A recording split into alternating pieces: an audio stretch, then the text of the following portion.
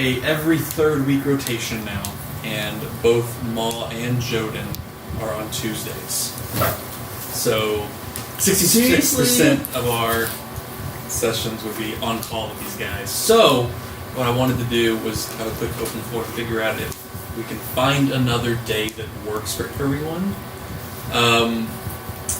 I'm just going to list off a day. Raise your hand if it works. Keep your hand down if it doesn't. We'll see if we can just do this quickly. Mondays. Maybe. I saw a hand go up and a hand go down. I see a maybe. Yeah, okay, whatever. Maybe. Yeah. So Mondays are maybe? I'll be half and half with you, so we'll make a whole. Yeah. Okay, I'm going to mark... If it was like the only day, I mean, I'm pretty sure. Anything I say is going to be subject to taking it back home and running it by Okay. the Well, live. at the very... Then that's just to get a good idea, but what I'll do is I'm going to make a poll on Discord like I did last week. Everyone can vote for as many days as works for them as possible. Tuesdays, obviously out of the question. Wednesdays...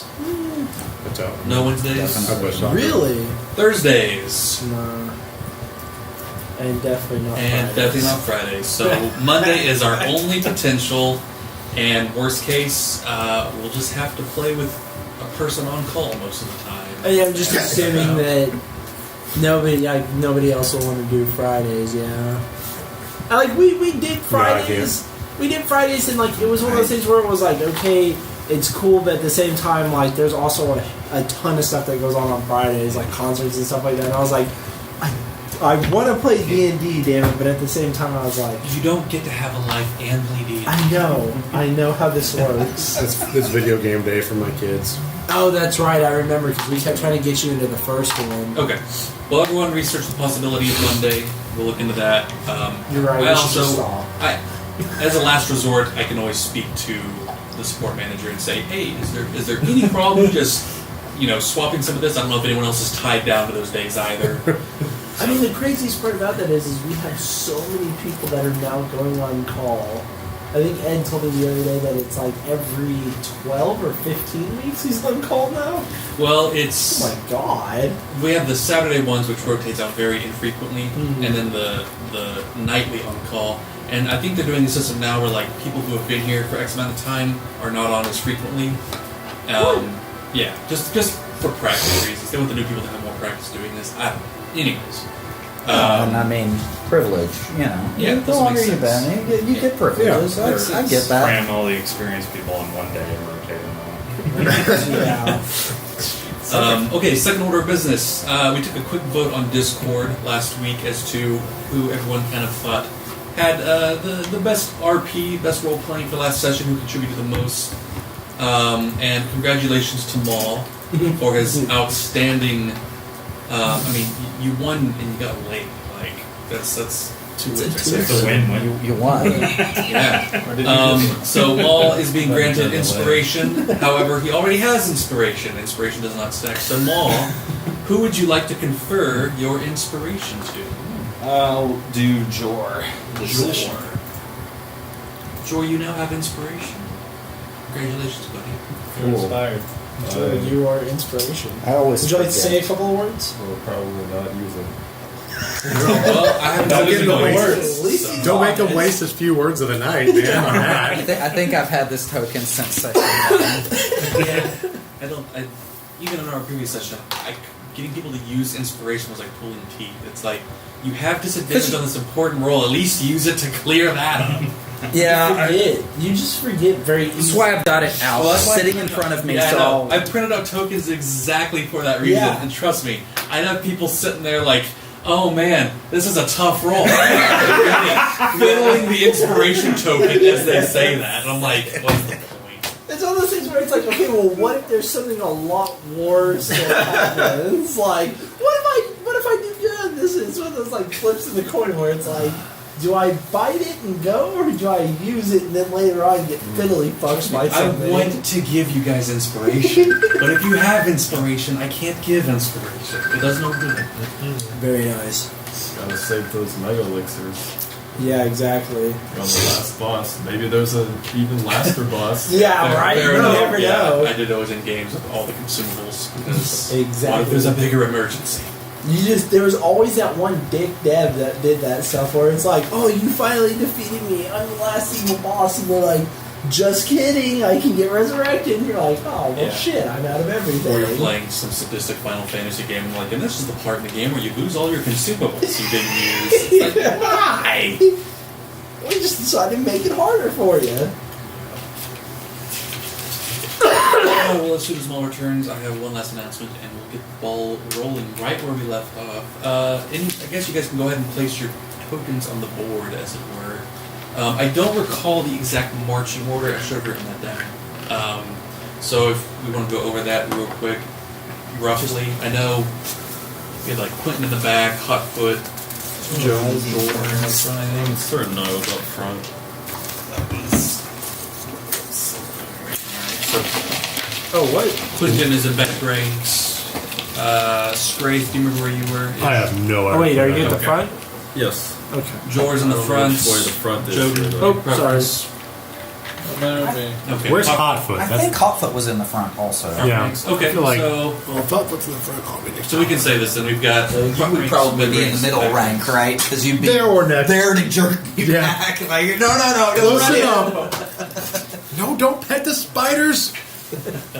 Oh, yeah, I forgot. They're Spiders. magic spiders! I forgot. Last time that we left, it was just like, oh, yeah, you've got Yeah. face huggers. Rob the guy, Oh, yeah. and then spiders. Yeah. Oh, yeah, we robbed a guy. Oh, yeah. Does everyone remember whether or not they were aware of the spiders? I know Hotfoot and Joden. Are they I have no idea that there was a spider. Did you tell me or not? Was that the goblin thing? I don't think. Yeah, that was the goblin thing. We didn't even get as Yeah. far as resolving. Did either of us call out, "Look out, Yeah, spiders"? didn't get that far yet. Did you finish the spell book yet, Tim? I'm literally trying to look through to find out. Now that I can't just select whatever the fuck I want, now I'm actually having to go through and be like, well, those this all is the a ones big you checked? utility spell. Well, no, these are all the ones I need to learn. Like, these are all the ones that, like, Those are the ones we already know. I have 3 right now. I need another 5. Okay. And then I've got them all selected, and I need to select my second level. Ooh. Oh, are we level 3? Yes, you are level 3. Oh, okay. Wait, Are you level 3? are I they? was level 3. Yeah, he is level 3.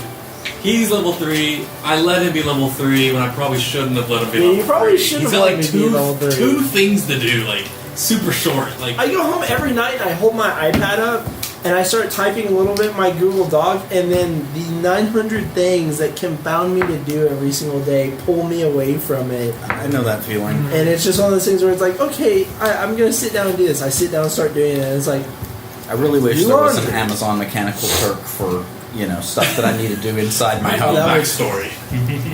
Or we're just gonna like next time you go to the restroom, we're just gonna like block the stalls. Like you're not coming out till you do it, Jesse. perfect. We know you've got the iPad in there. Yeah, exactly. I'm pretty sure Juan. When I first. No, I wouldn't have been my first time on here. Maybe it wasn't Juan, but somewhere early years ago, somebody was in the bathroom, straight up watching a movie on the toilet, like the volume blasting. The freaking, what's his name used to do that? He was a software support person.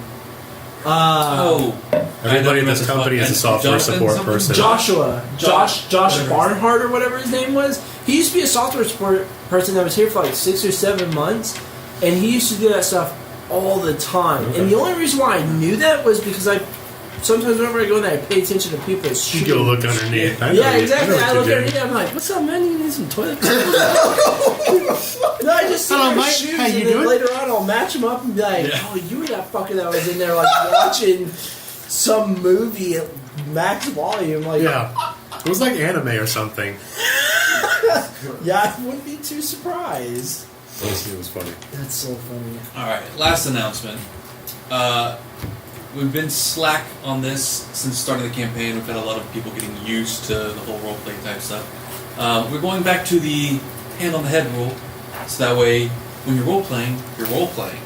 That means do your best not to use your everyday voice. You don't have to go over the top and do some thick accent. It can just be something very slight or just a way you talk. Just practice it. And it's going to sound like shit at first. That's perfectly normal. If you came into this room and you were great at RP, then you make everyone else feel uncomfortable. So it's a good thing you sound like shit starting out. With that being said, I think we're ready to get started where we left off. as the party was approaching the small village of Bayfar. They were coming up to the forest right outside. Dusk was just setting, the sun beginning to go down. It's starting to get dark outside. For added tension, I'll say it's this is like right as the sun's going down. It's quickly, rapidly becoming dark, and Joden and Hotfoot have noticed two gigantic spiders coming up behind the group.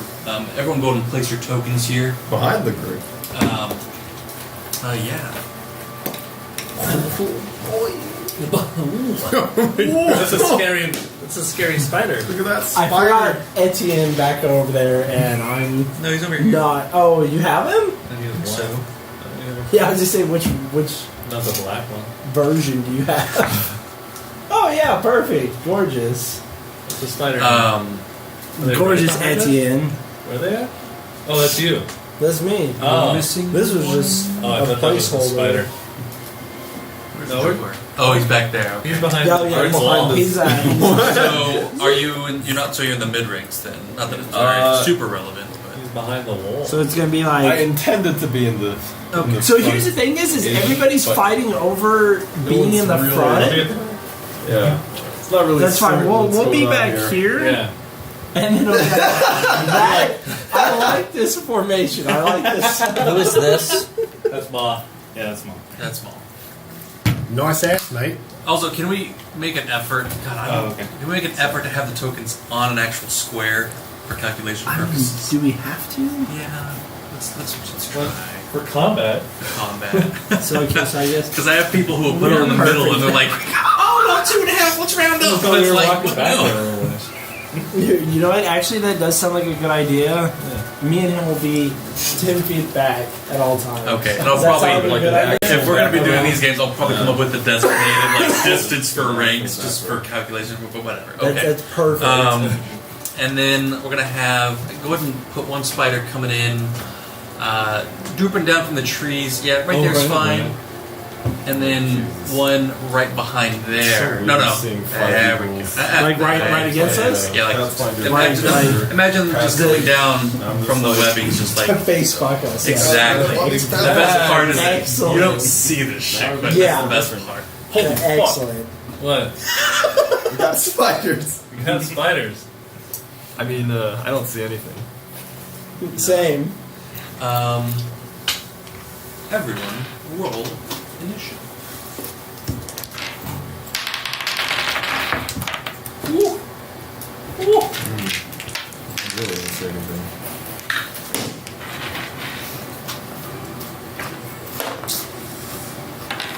Hate these guys sometimes. Okay. Joden. 24. Ooh. Quentin. 10. Spot on. Oh, yeah. Yeah, I'm a badass. Hotfoot. 10. Okay, who's going first? Huh? Oh, probably you. Okay. I'll just say Yep. you. Hotfoot rushes in. Strafe. 14. Yeah, definitely see you since you. 13. Jor. 8. Jiminy H. Cricket. Okay, as the round begins, Joden, it's your turn, and obviously only Joden and Hotfoot know of any enemies right now, so the rest of you are like, why did the music get so tense all of a sudden? Is alerting someone move or an action? No, you can speak freely. Okay. Obviously, it's limited to about a sentence. I thought it was generally during your turn only. The way there's no ruling on it. But if you want to reference 3.5 rules, then it's considered a free action, which can happen during or outside of your turn. If you want to pull up any rules for me to go over later, I will read them and perhaps ignore them.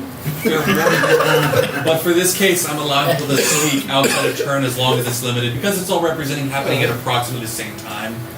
So it makes sense to me that people could talk during the round. Am I acting when they're on the ground or when they're coming down? I'm going to say they're just now touching the ground.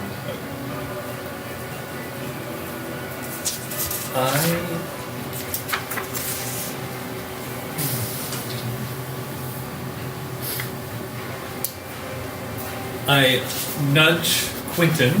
I'm like, watch out!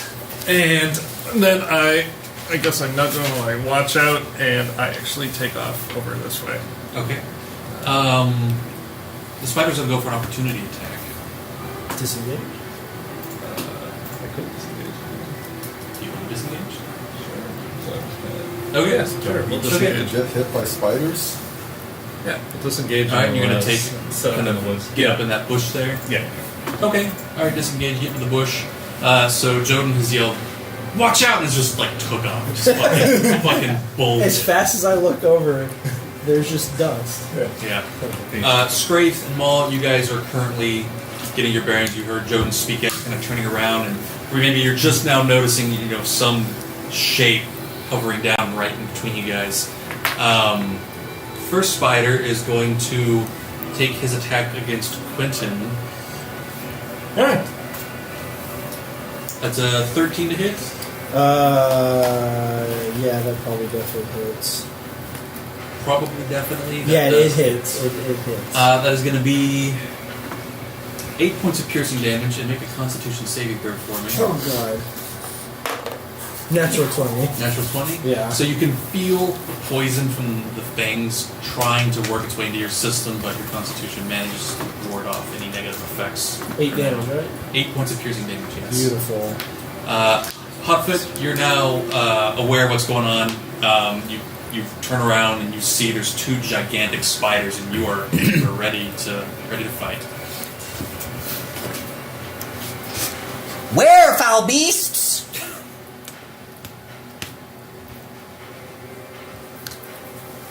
And if I can here. So I'll win this and this. Yes. Attacking with my warhammer. Okay.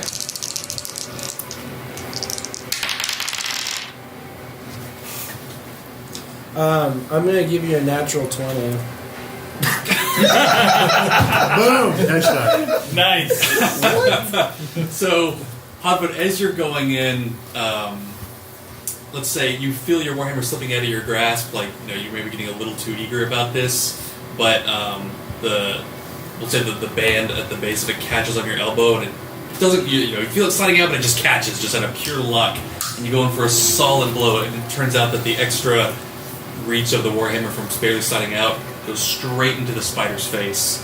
And that'll be 12 points of damage. Did you roll the dice twice? But I rolled the...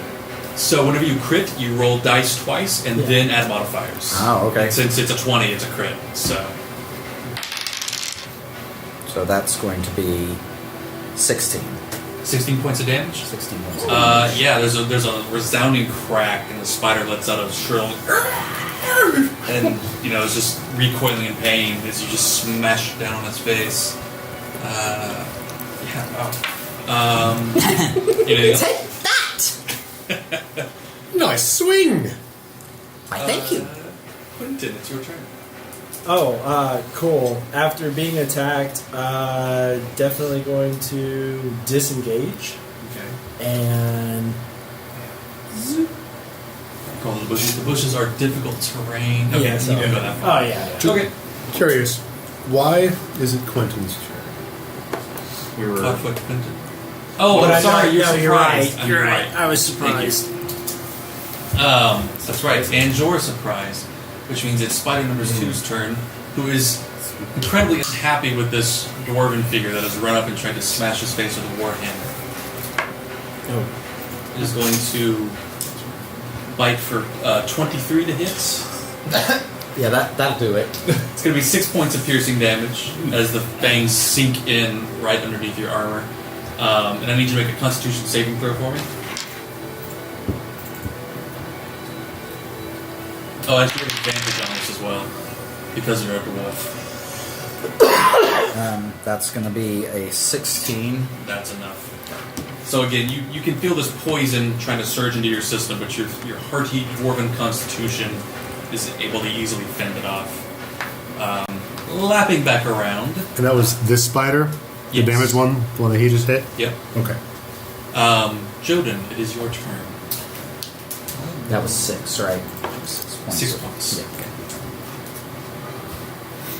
I'll mark the back one, and I will attack. Okay.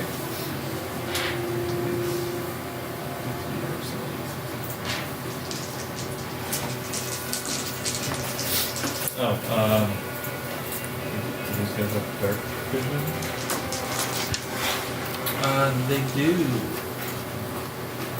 That's right, it's night, right? That's true, and this is, we'll say It's now, dusk. But we'll say at this beginning part of the battle now the sun has gone down. It is now effectively dark. Yeah, so dark vision, I guess Hotfoot and Joden are the only ones that can see in dim vision. There will need to be a light source for us to see clearly. So I have advantage, right? I guess you do, don't you? Yeah. Also, for your mark, how does what does that look like when Joden does this? Like, how does he do this incantation? Goes. Says it all. This He just- this is one of his first times doing it. Yeah, he just points his arrow and just Actually, it's just the verbal component. I need a word. oh, Bing. It's like Pachinko. Bingo. Okay, all right, and you let loose the arrow. Yeah.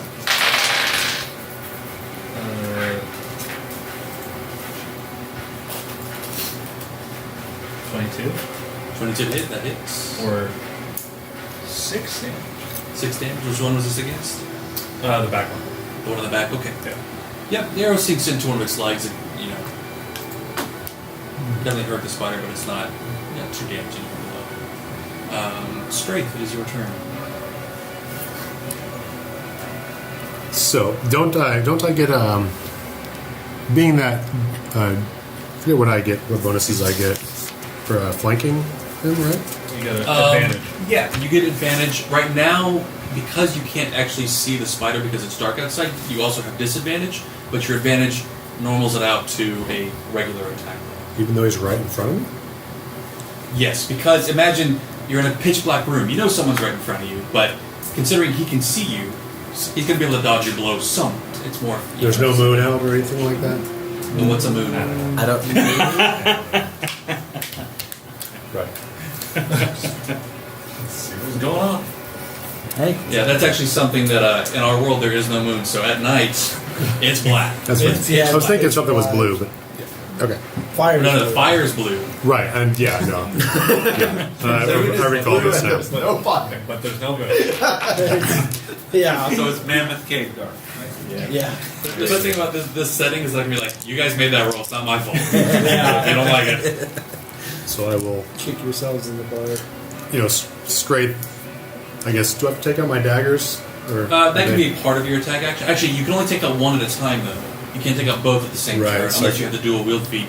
Alternatively, just so you're aware, if you decide that it's not a good time to attack right now, and if you were to wait for a light source from someone, you can even call out ready action to attack when a light source happens, if you prefer to do that. But that's up to you. I'll go ahead and attack. Okay.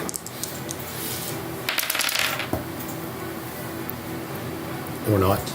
13? 13 does not hit. No, 13 just barely misses. So you can figure your dagger scrape along the leg of one of the spiders. Without clear vision, though, it's hard to really make out exactly where it is. You feel the dagger go wide. Is there anything else you'd like to do? You still have a bonus action that you maybe... Yeah, maybe in hiding, I just kind of, I don't know.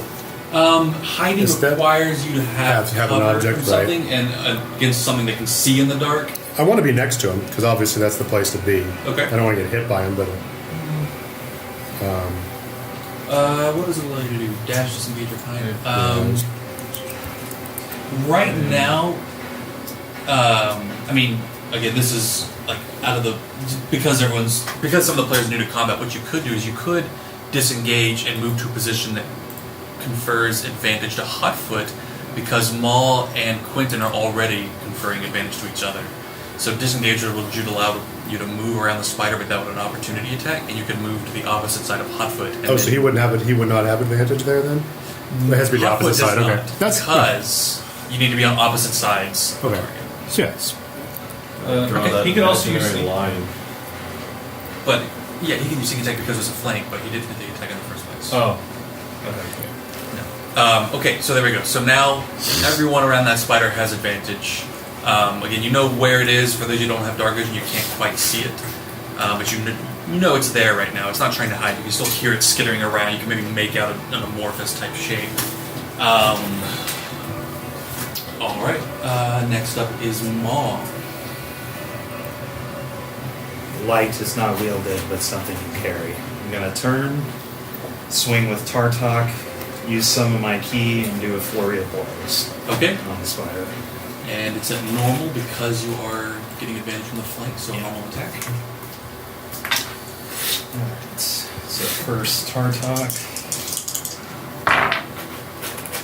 That's 15, That is a hit. and that's 9 damage.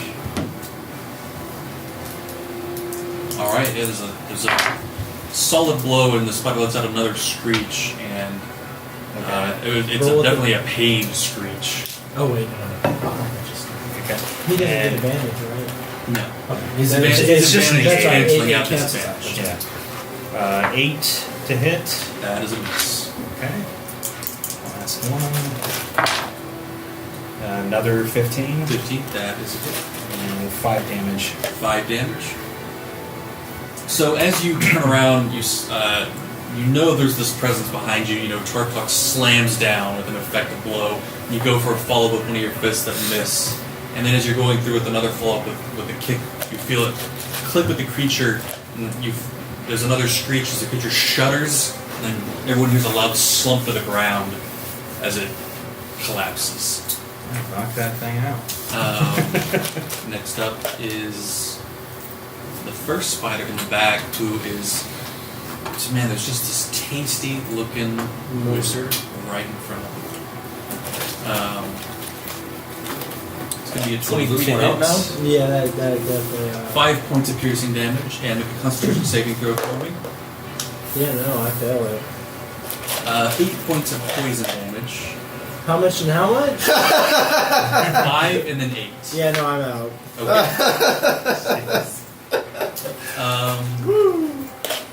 So, and as you feel this poison surge into you, you feel as though you're going to begin dying, but you go unconscious and fall down to the ground. Yeah, Quentin, unfortunately. Master, no! Next up is Hotfoot. Actually, the spider's going to, having got that blow, going to back away into the bushes towards Albert. Albert's in Yeah, front. to the back side there. Yeah, move it further back. Right there. Right there's good. All right, Hotfoot, is your turn. All right. Let's finish these guys off. I'm going to attack the one that is right in front of me. Okay, and this one, you did hear a thud. This one, depending on how you guys roleplay, it is unconscious. It did go down from long strikes. Oh, okay. So then I'm going to go after the other one. Okay. Can I reach it? How do I count these? 1, So 2, each of those are 3. 5 feet, and anything through the bush is double. So 5 feet normal, 10 feet. 20. Yeah, I think you can make it. 25. If you could even go into the bush and attack with disadvantage, just because all the bush stuff is in the way, as you kind of attack through it. What's my... I think you can.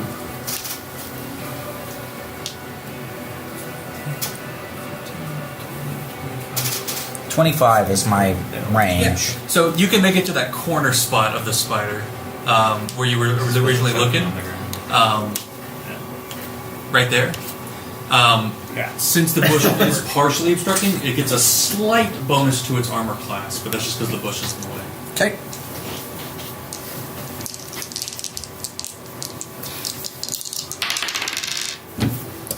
That is going to be an 18, 18, that hits.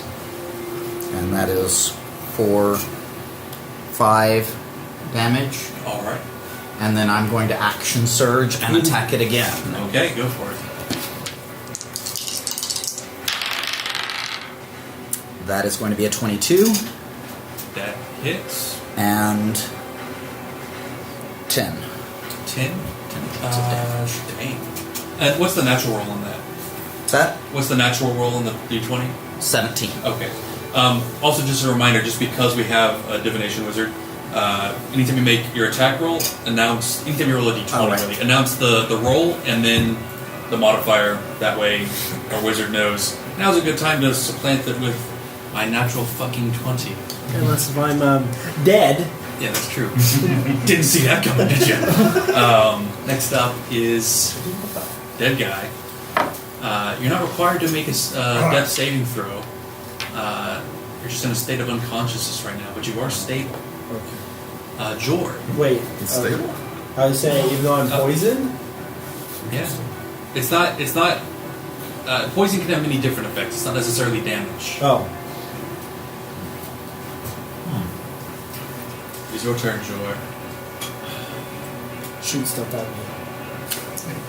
No, hit me. Oh, what's going on? Oh, spiders.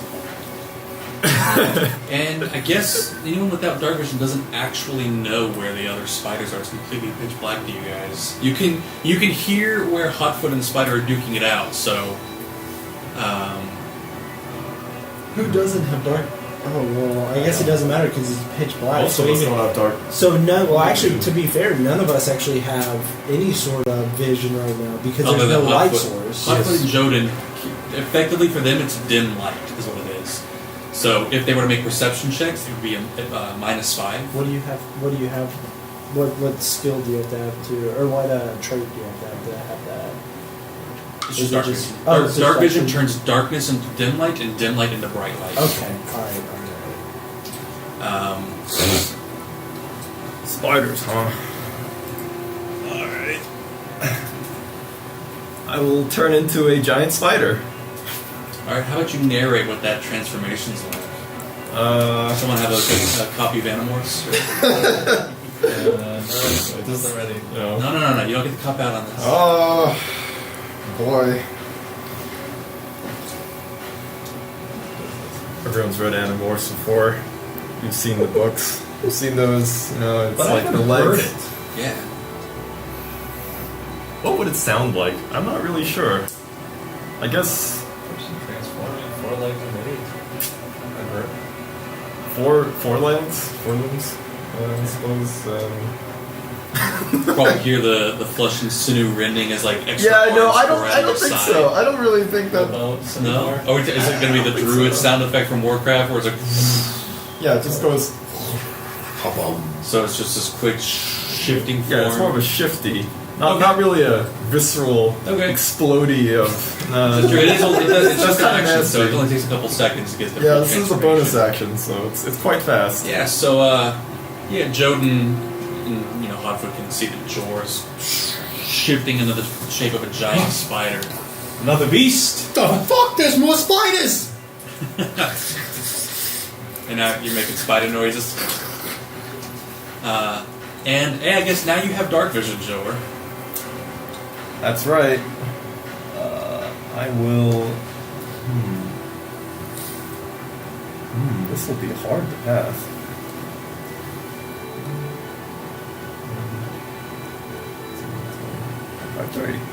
And also, That's not bad. in spider form, as you pass in between those bushes, you note that there are thick webbings that spiders had set up there. Not an issue to you, since you're now a spider. You can easily traverse them, but potentially dangerous I to can't others. tell anyone. No, you can't tell Damn anyone. it. You can try and, use spider limb gestures. Anyways, and I need the rest of your role play. You don't know about any potential webs out here unless you're making a check that should have some foresight. Alright, Jor, you're now in range. All right. You have the stat block, I will assume? go for the bite on this spider. Okay. Spider on spider action. Yeah. I believe this will be at advantage here. Yeah, that is an advantage. He does. Thank God. Oh no! It's 2 nat ones. Oh wow. Whoa! 2 nat I'm bad at ones. spidering. Boy. That's not me. Good thing no one really saw this. Okay, so I'm gonna say.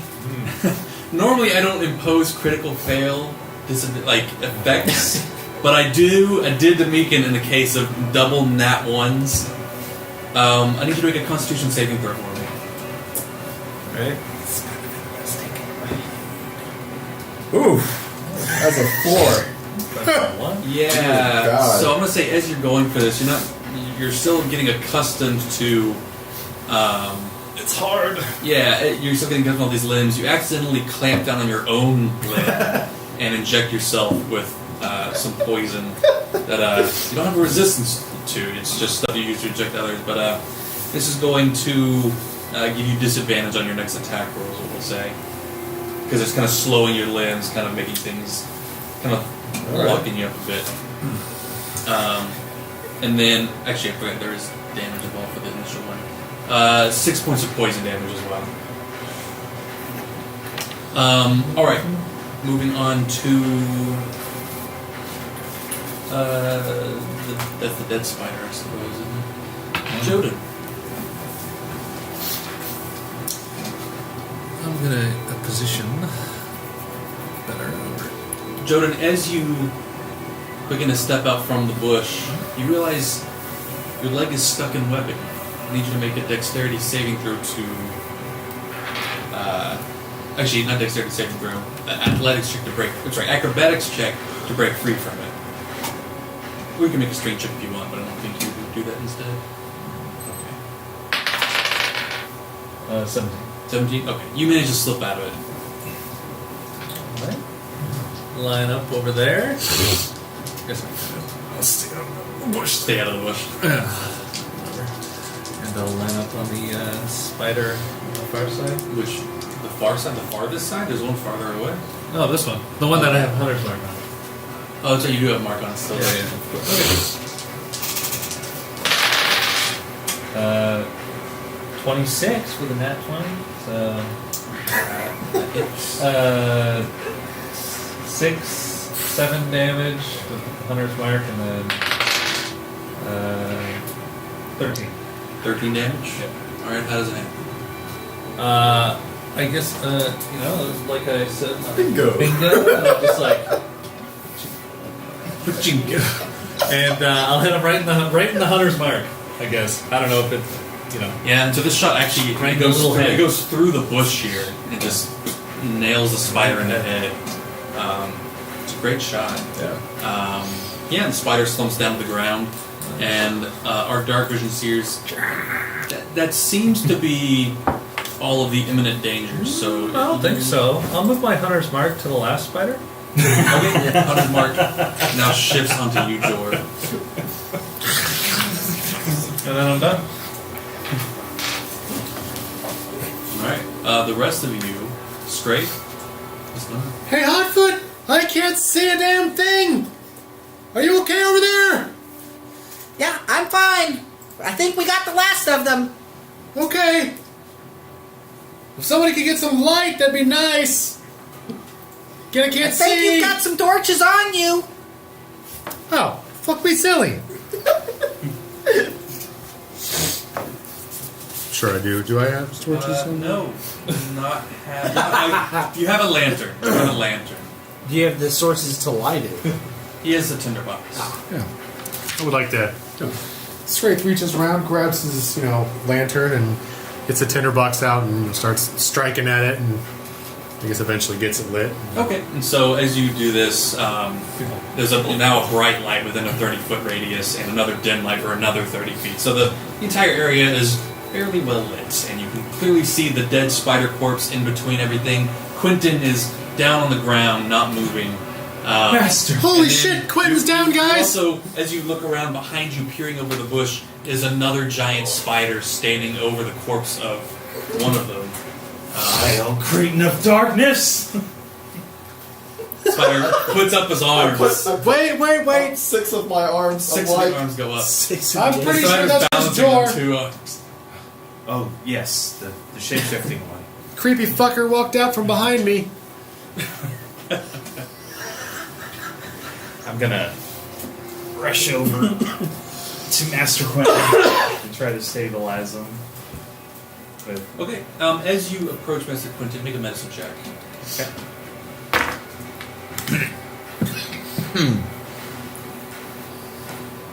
Let's see. Ooh, 23. 23. You realize that he's not.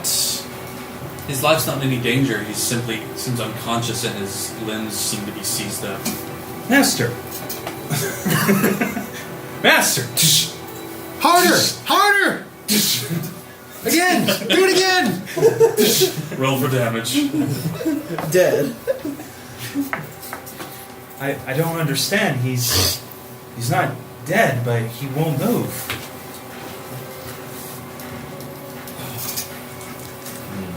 Scrape kind of walks around, you know. You get closer and kneels over and looks at him and. Maybe we should drag him with us.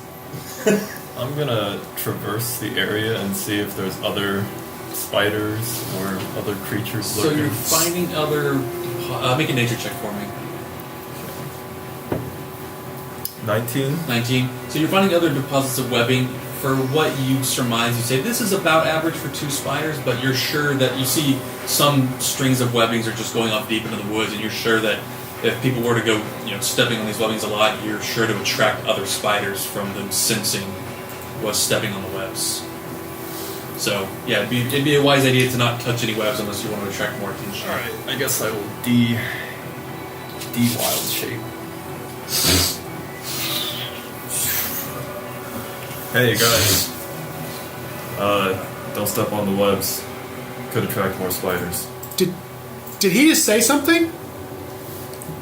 Yes. Well, I believe he did. yeah. What do you know? Did you speak to the spiders for us This is to going to tell get them off we of should the, continue on in peace? No, it can't Back be that, onto the sorry. path. So why shouldn't we step on these things? Oh, I mean, it'll attract more spiders. It's a bit of spider knowledge. Okay. So what should we do? Go around them. For now, I think we should tarry on and continue debate. Could we burn them? Like, or we maybe burn? Could we burn them? Think that'd be good. Burn the spiders of the forest. The webs. Make them rescind.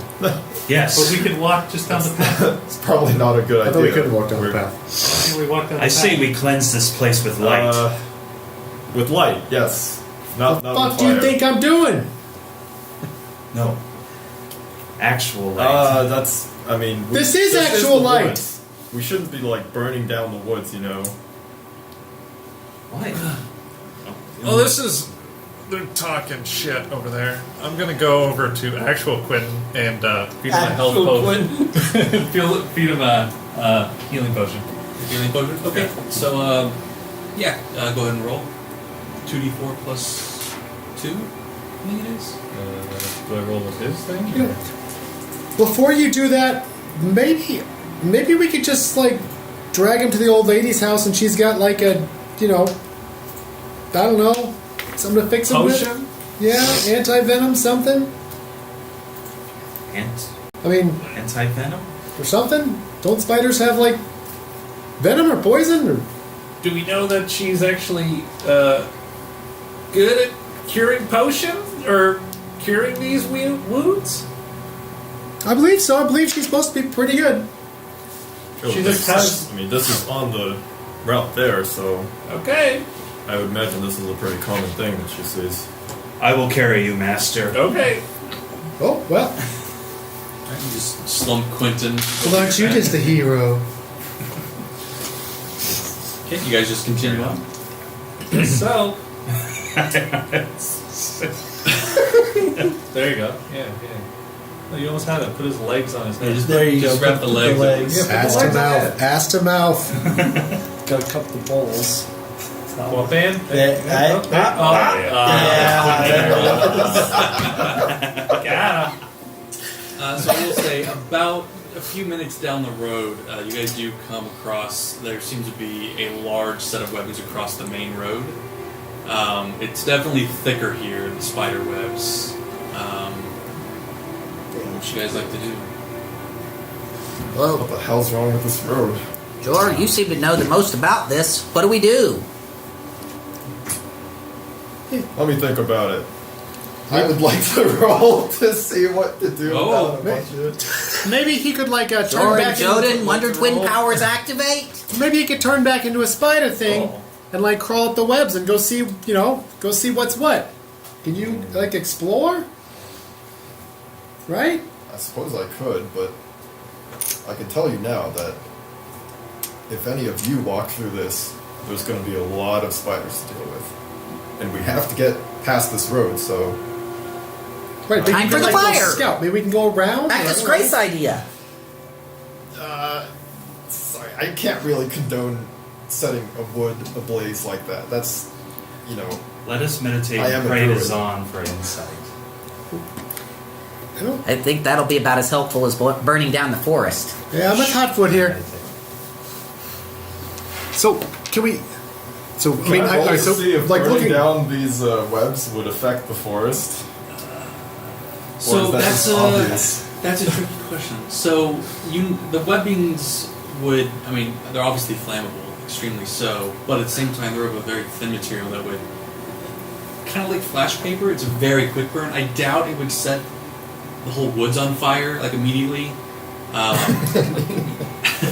I mean, it's a tricky, As the embers float up from it's the a flash dangerous paper, thing. it might Exactly. land somewhere. Yeah, Do we, there's but that. probably not near us, so who cares? Exactly. do we know how far? So do we know how far we are on the road? Do we have an idea of how close we are to this house? Do we have an idea of like how far it might be to run around this stuff? Like, what do we?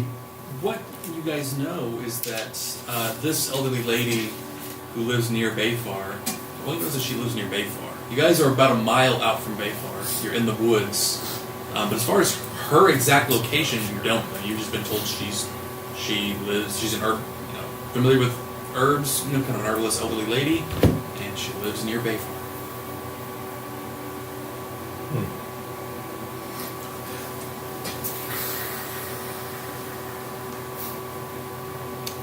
Right now, this is the road to Bayfar. This road leads straight to Bayfar.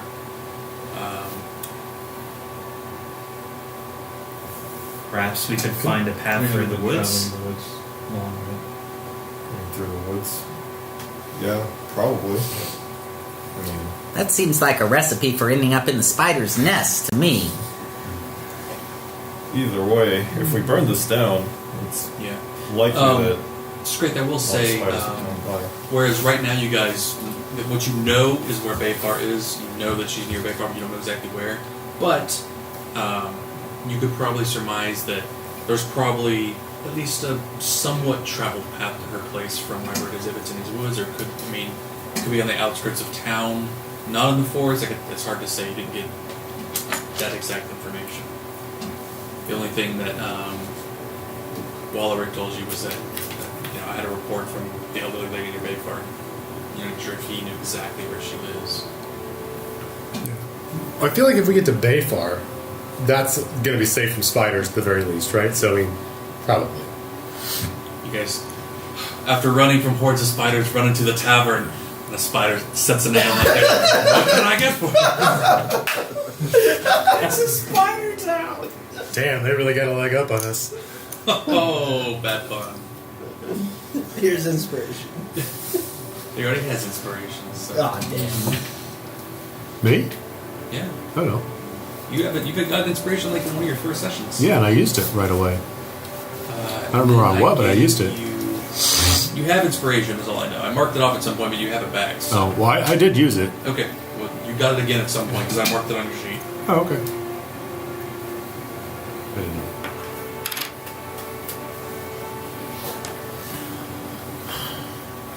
Well, I'm at a loss, guys. Hotfoot starts getting out his tinderbox and just sort of, fiddling with it. He's not lighting the webs on fire of his own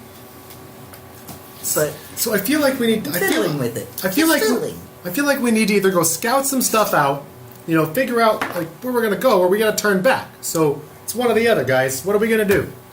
Does somebody want to Do you have scout? any ideas? Or we burn the webs.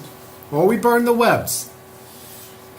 I'm up for burning the webs. I got no problem with this. We are Fuck pretty webs. close to Bayfar, so I mean, in the worst case, we it could could light travel Bayfar all the on way fire? to the town, and then Ma- we'd be the people that burned down the town. Maybe we could just like cut the webs and just make a dead run for it. I mean, spiders can't be that. Hey, can you go spider again so we can see how fast you are? We gotta clear the webs. I mean, other people gotta be walking on this. Yeah. Yeah. Yeah. I What? agree The with deed for the Roger week. Shadow. Clear Yeah, out the that's true. spider nest. That's right. Maybe we hunt the spiders. Maybe we don't avoid the conflict. I mean, what are spider webs this thick doing so close to this town? We just ran into spiders. What do you mean? Yeah, but why are they letting this happen? Does anybody see any of those torches that are supposed to be along the sides of the road? Maybe we can like light them all up. No, I'm saying, do we see this? I don't see them. I think we're right in front of it. I think we're kind of right in front of it. Are there any of those torches that we are supposed to have on the side of the road that need to be lit? I thought those were. I'd say there's one within spaced within pretty far yeah. apart. I mean, I'd say there's one within a minute or two. Yeah, it's not too far. Past the webs. Well, Dora, are you volunteering to go scout and see if you can find a way around? All right, I guess so. But don't burn down this stuff while I'm gone. And I assume you just want to take Joden with you, right? Why would you assume that?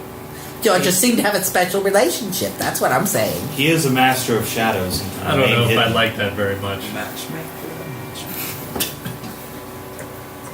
I'll be fine by myself. What's new? I could always watch your back if you'd like. Well, then I'm going to sit here and meditate for a while and see if I can get this hat to working. Hotfoot sits down I under a will tree. set down the master. Scrape sits down next to Hotfoot. I'm gonna turn Let's into look a at this giant hat. spider again, So, Animal stuff. and then start. I guess I'll start scouting the area down this way first. Okay, and what exactly are you looking? Where the webbing stops, if it stops, if it gets Yeah. any thinner, if there's any trails that indicate people have went around it in some way. It's less a question of like where it stops. It's more of like an inconsistent spotting. Spiders are just kind of set up all over. They're not all of them are gigantic spiders either. Sure, some of them you see are just like more moderately sized spiders. It just seems like these roads had kind of fallen into disuse at some point, probably because of the bandits along the roads, and so it just gives the spiders more time to set up. Go ahead and I guess we can boil a roll down to you're trying to find a safe path through this particularly thick area. Go ahead. What do you think? Nature roll or perhaps an investigation roll or something? What do you think? It's more appropriate here. Then let's go with. Let's just do a nature roll. Let's say you're kind of just following your spider instincts. You're maybe trying to find areas where you're not as prone to. It's a 4. It's a 4. Okay. Inspiration. No, it's too late. Inspiration after the fact. Yeah, you're going through and you may see a potential couple areas, but you're not sure about your party members being able to successfully navigate it. Obviously, you're having an easy time of it, and you even come across a few spiders here and there that don't seem to mind your presence. But yeah, I'm going to say that you spend a good portion doing that. Back at the group while you're doing that, what is everyone at the party, the rest of the party doing? so I've set the so Scrape set his lantern down, kind of on the ground, Okay. and I'm kind of squatting down next to Hotfoot, looking. He's looking at his hat. Money, and- pad me hat. Hey, Money, pad me hat. do you feel anything? I don't feel anything. Like I feel turn silly. It. Try turning it. Turn it a little bit. Now you feel silly in about a 15 Now- degrees difference. Yes. Still feel silly. Definitely silly. Money, pad me hat. Maybe it's an ass hat. Nope, not trying that. I may be dumb, but I ain't stupid. Nice try, though. Just messing with you. I will say, while you're trying to, in your research of magic, you do know most of any book of study you've heard about magic or people learning magic. Some of the first lessons they learn is focusing magic towards specific objects or in a setting. Now, I will say you haven't had time to do the attunement process that Mayuk described yet for the hat, which will take an hour of short rest.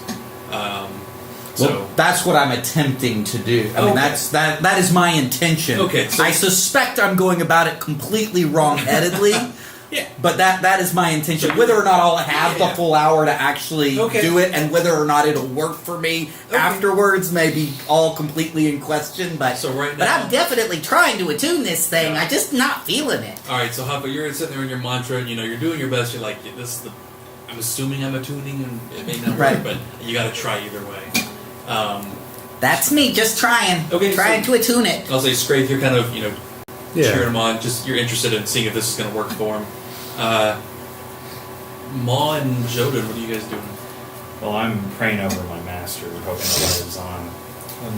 I'm kind Get of back to him. checking out the webs and I guess seeing any paths near the webs close by. I don't really trust you to find stuff. You're looking for I guess paths around or paths nearby. paths around or paths nearby. This isn't your favorite terrain type. Oh, it hasn't been an hour. You don't need to be an hour for the advantage on checks related to it. That's only for the other stuff. Yeah, I say go ahead and make perception check with. I guess your proficiency is doubled in. It's another. So with the Let's see. it's a plus.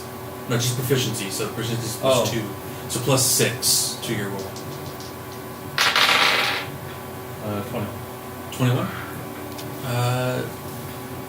Yeah, I'd say you find appears to be a path, of course, in the opposite direction that Joel went. That it seems like it's not used very often, but you can definitely make out, like a footprint in the mud that may have, dried up, and you can kind of make out, some light travel here and there. You find a lot of the webbings tend not to grow as close together, like, maybe it's either the spiders are avoiding that particular part.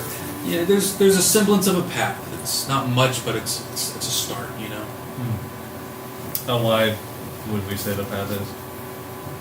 It's very narrow, I'd say 5-10 feet wide at most. Probably varies a bit. I'm gonna actually just go to walk down it.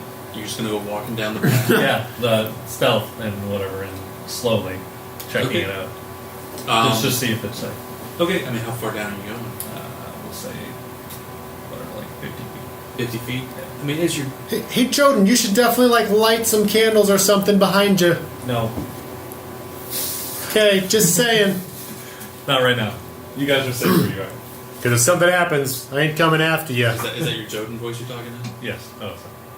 Yeah. So as you're kind of going through, there's some weapons that you feel like would catch you if you were taller, maybe a little close to your fancy hairdo.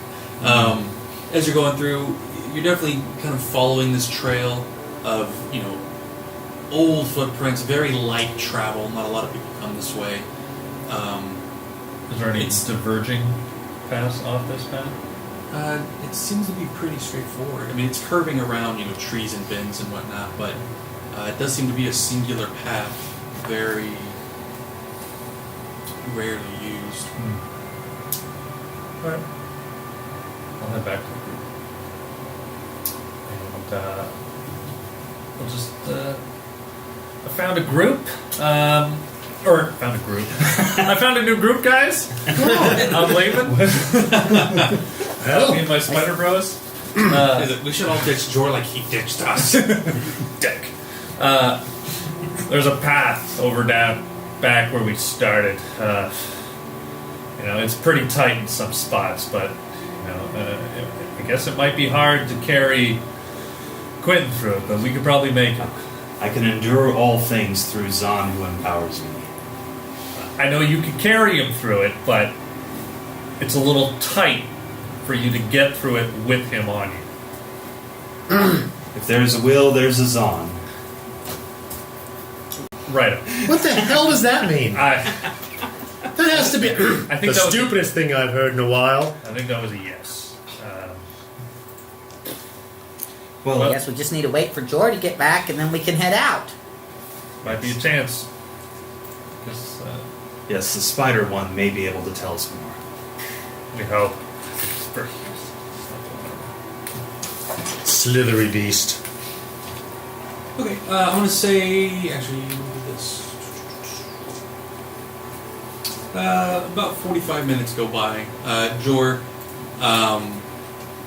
you've started to make your way back at this point. You find it's still fairly thick in spider webbings. You found make one more nature check for me.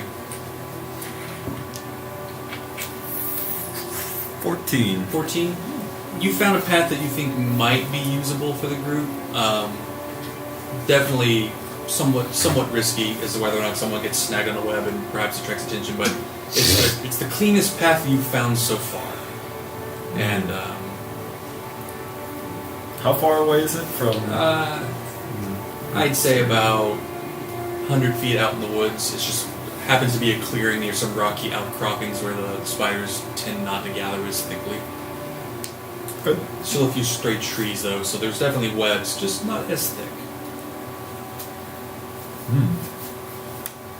Alright. Well, coming back. So am I back now? Yeah, you make your way back. It's been about 45 minutes since you first set out. Hotfoot, you keep your track of time as best you can. You know you're... Well, no, I got interrupted when Joden came back, and I was like, oh yeah, okay, well, I guess when Jor completely broke my concentration. Didn't quite get through. But you weren't feeling anything anyway, so maybe it's best to start over regardless. Okay, so, yeah, Joden has returned, Jor has returned. Did you find anything, Jor? Yes, Yeah. please tell us. And there's a path. It's not great, but it might be the best thing that we have. Because Joden found something. Oh, really? Found a path back behind us. Doesn't look like there's too many webs. It's quite tight. Well, I guess I'd like to see your path. You'd like to check out my path? Oh, yeah. I'll check out that path. Alright, you two. Save it for Bayfar. Maybe we all go check out Joden's path. Yeah. Ooh. Kinky. Not a bad idea. It was pretty nice. I go back behind the group and You guys are going towards Joden's path first? yeah. So you guys come to Joden's path. It's definitely narrow, down to 5 feet wide. Only room for one person in a march at certain areas. Few areas where the taller people of your group would have to crawl to get under some of the webbings safely. Can I compare it to my path? And Yeah, see which I mean- one's actually better. Yours would be Well, easier think about to it. yours would be easier to traverse once you got past the initial. Obviously, it's a little deep out there, right? But and it continues along the road you guys are currently following. Whereas Joden's path may be a little more difficult to traverse, but it's not leading to Bayfar. And after Joden points out a few footprints that most of you would probably have missed in this situation, you realize, oh, well, someone has traveled this path a few times before. Nice path. Not as good as mine, though. Where's yours at? Oh, it's on the other side. On the other side. How far? About 100 feet. I can endure. Let's check it out. We gotta compare paths. Like a sack of grain on your back right now. That's all I am. You're a little guy, right? Yeah, I mean, I'm little. Yeah, You're actually, like it's a more like a loaf of bread on your back more than anything. I want to check out his path. Compare it to mine. Sure. Yeah, We can I'm go not check out- surprised by this. I thought they wanted to check each other's paths out. that's right. Yes. All right, so going back to Hey, the Ma, main road. do you know what happens when paths cross? Hopefully. I've heard there's bad things about streams crossing. I don't know about paths. And at this point, Quentin. And actually, you're still unconscious. You feel Quentin's. He's definitely gone less rigid. Feels like whatever may have been affecting was worn off, but he's still sleeping on your back. Master. You awake? And I mean, he's still beating. He's still out, but he's just not as rigid. I don't think he's awake. He still looks rigid. At this point, I'm just black and blue in the face just because of all the punches I've received. Ma, just stop beating him. I just worry for Master. I'm just beating a dead horse at this point. We can feed him a potion to save him now, but it seems like we want to wait. You don't want to waste potions. Those things are expensive. Might be a good idea to Yes, take a he's rest not anyways. I wouldn't really want to go through these, spidery woods at night. I wouldn't really want to camp in these spidery woods. Oh, we could go back a little bit and camp. Says the spider.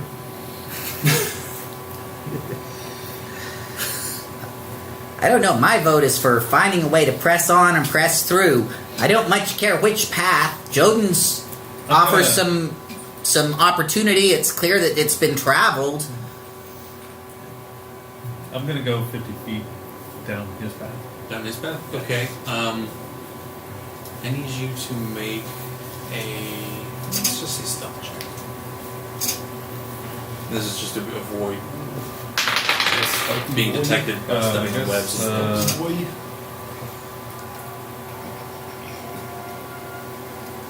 It's in there somewhere.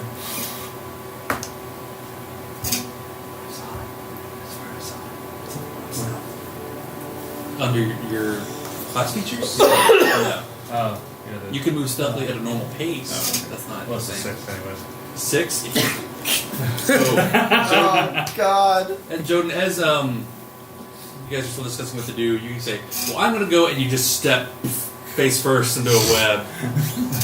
And there's, the whole, Lord of the Rings moment where it's like, you can just see the webs all vibrating, just send. Shit. He's done it. Yeah, Jor, spiders are going to be here soon after that. Let's make a run for it. Just hack, slash, and go. Let's go.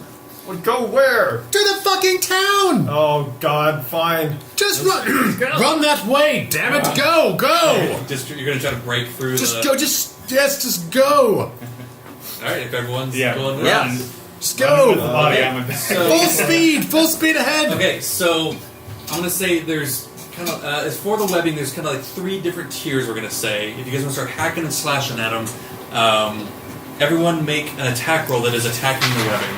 And Maw, I guess you can use it with one hand dangerous, also you can sling them over in one hand then, so you can use your, okay. Everyone make an attack roll if you're going to be attacking it with a melee weapon. Choose me as an attack.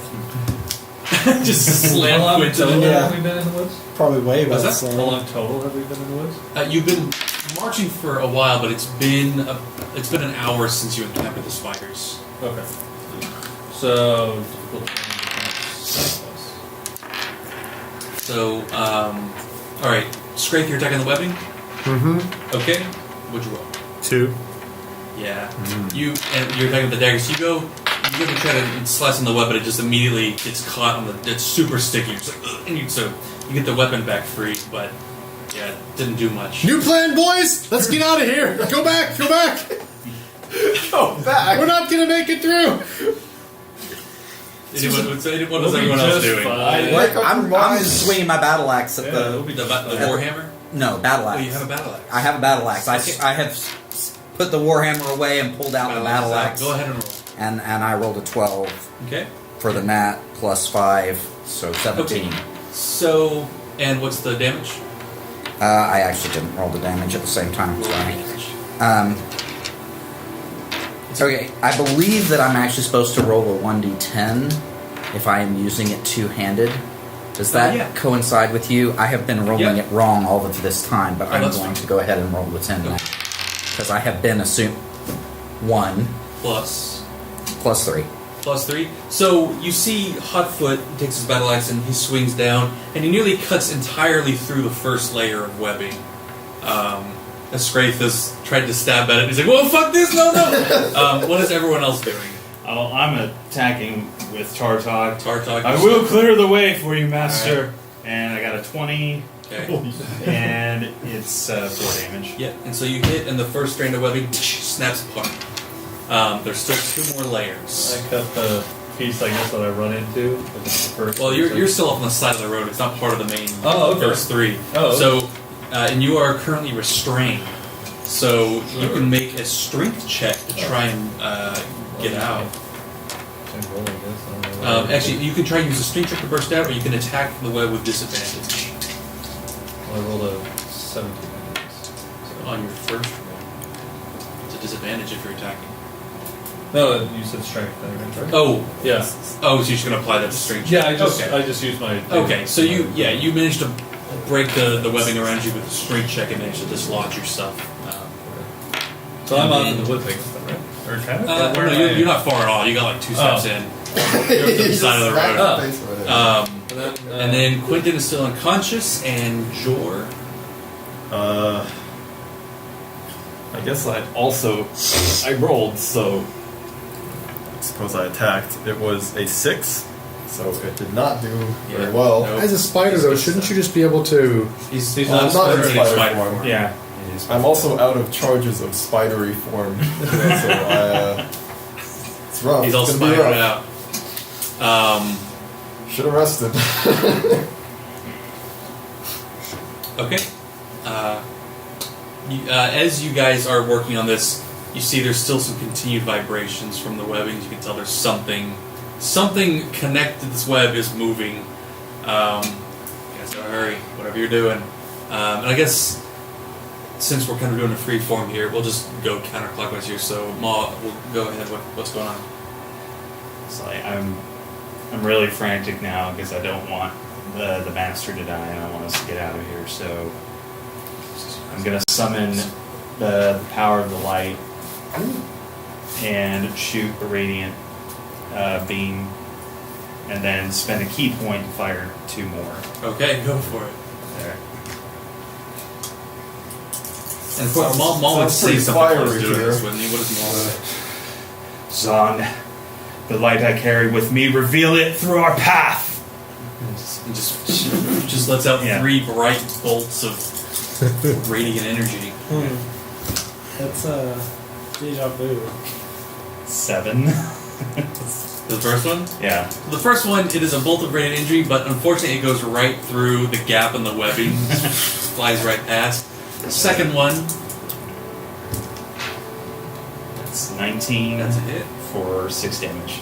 Yep, and so the second one does make contact with the web, and you see it's almost like burning with light, and just the whole thing just dissolves away. The third one, Whoa, did you see that? And 20 for That I 5 get. damage. and again, the third bolt strikes the last part of the webbing, and again, just dissolves almost immediately. See, I told you this was a good idea, boys! Let's run! The main path is now clear. The webbing behind you are now, frantically, jittering and jarring. Scrape just sprints forward, like drags and grabs Hotfoot, like, And everyone's like just fucking yeah. Okay. Yeah, I can say. Did Jodan get free? Yeah. Yeah, Jodan got free. Okay. He's still got bits of webbing stuck to his back and everything, Who's and your who's hair. the slowest of all of us? I'm probably the slowest. You're probably the slowest. I'm moving 25. Well, I'm carrying a body, so... Yeah, he's the Yeah, slowest. but He's to be fair, what's your strength? carrying a person is just half speed, just the Yeah. bulky and all Half that stuff. speed? So 15 feet. I will cast Longstrider on Maul. Nice. Oh, so yeah, you have 40, don't you? So 20 plus that, so... Yeah, okay, so now the slowest are definitely you two, little Yeah, 25. But, yeah, it's 25. The spider's still the way out. We're running though, right? Yeah, so it's dashing every turn, but we're assuming anything else that's chasing would be doing the same. I guess at this point, I'm just gonna... You guys run through the woods for the next, what seems like another hour. Just huffing and puffing, and eventually you break through the edge of the forest, and in the distance you can see some torchlight surrounding a small village near two converging rivers. In the distance you see Bayfar. You see that, Master? We made it. And as you smack Quentin, you do finally wake up. Roll a 1d4 for me. It's actually not damage. It's his unconscious hit points from being I was hoping it was damage, so that it's like, yeah. oh, I'm back. Roll a 1d4 for me. 1. Roll a 1d4 for me. Oh god, yeah. Yeah, like no matter what, it's 100%. 4. As you guys break from the forest, everyone's like, "We did it!" You know, and Quinn's like, "What?" It's like, "Bastard!" And in the distance is Bayfar. You guys continue onto the town.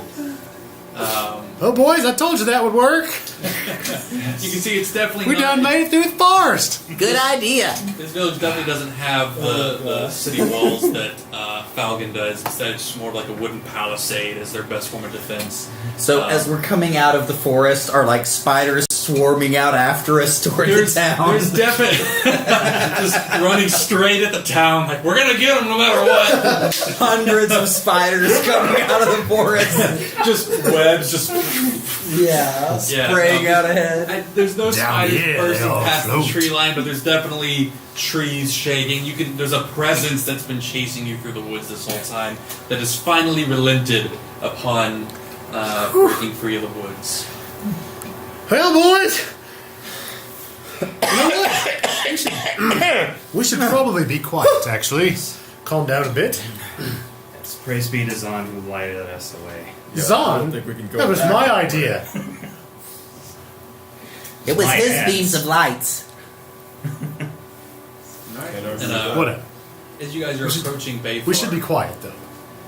Yes. you hear what sounds like a city watch bell going off. Clunk, clunk, clunk, clunk, clunk, clunk, clunk, clunk. You see there's a bit of a hustle. There's several people assembling, a few guards, and they're in a defensive position. They see you approaching. Some of them have bows drawn and everything as you approach. It's like, "Halt there, bandits! We will not have your..." You Oh, no, you misunderstand, good sir. We are not bandits. We are but mere travelers from the... What the hell's the name of the village that we came... Place we Falcon. came? From Falcon Highlands. We are here on, Official business. from, Waller Galbassi. Make a persuasion check.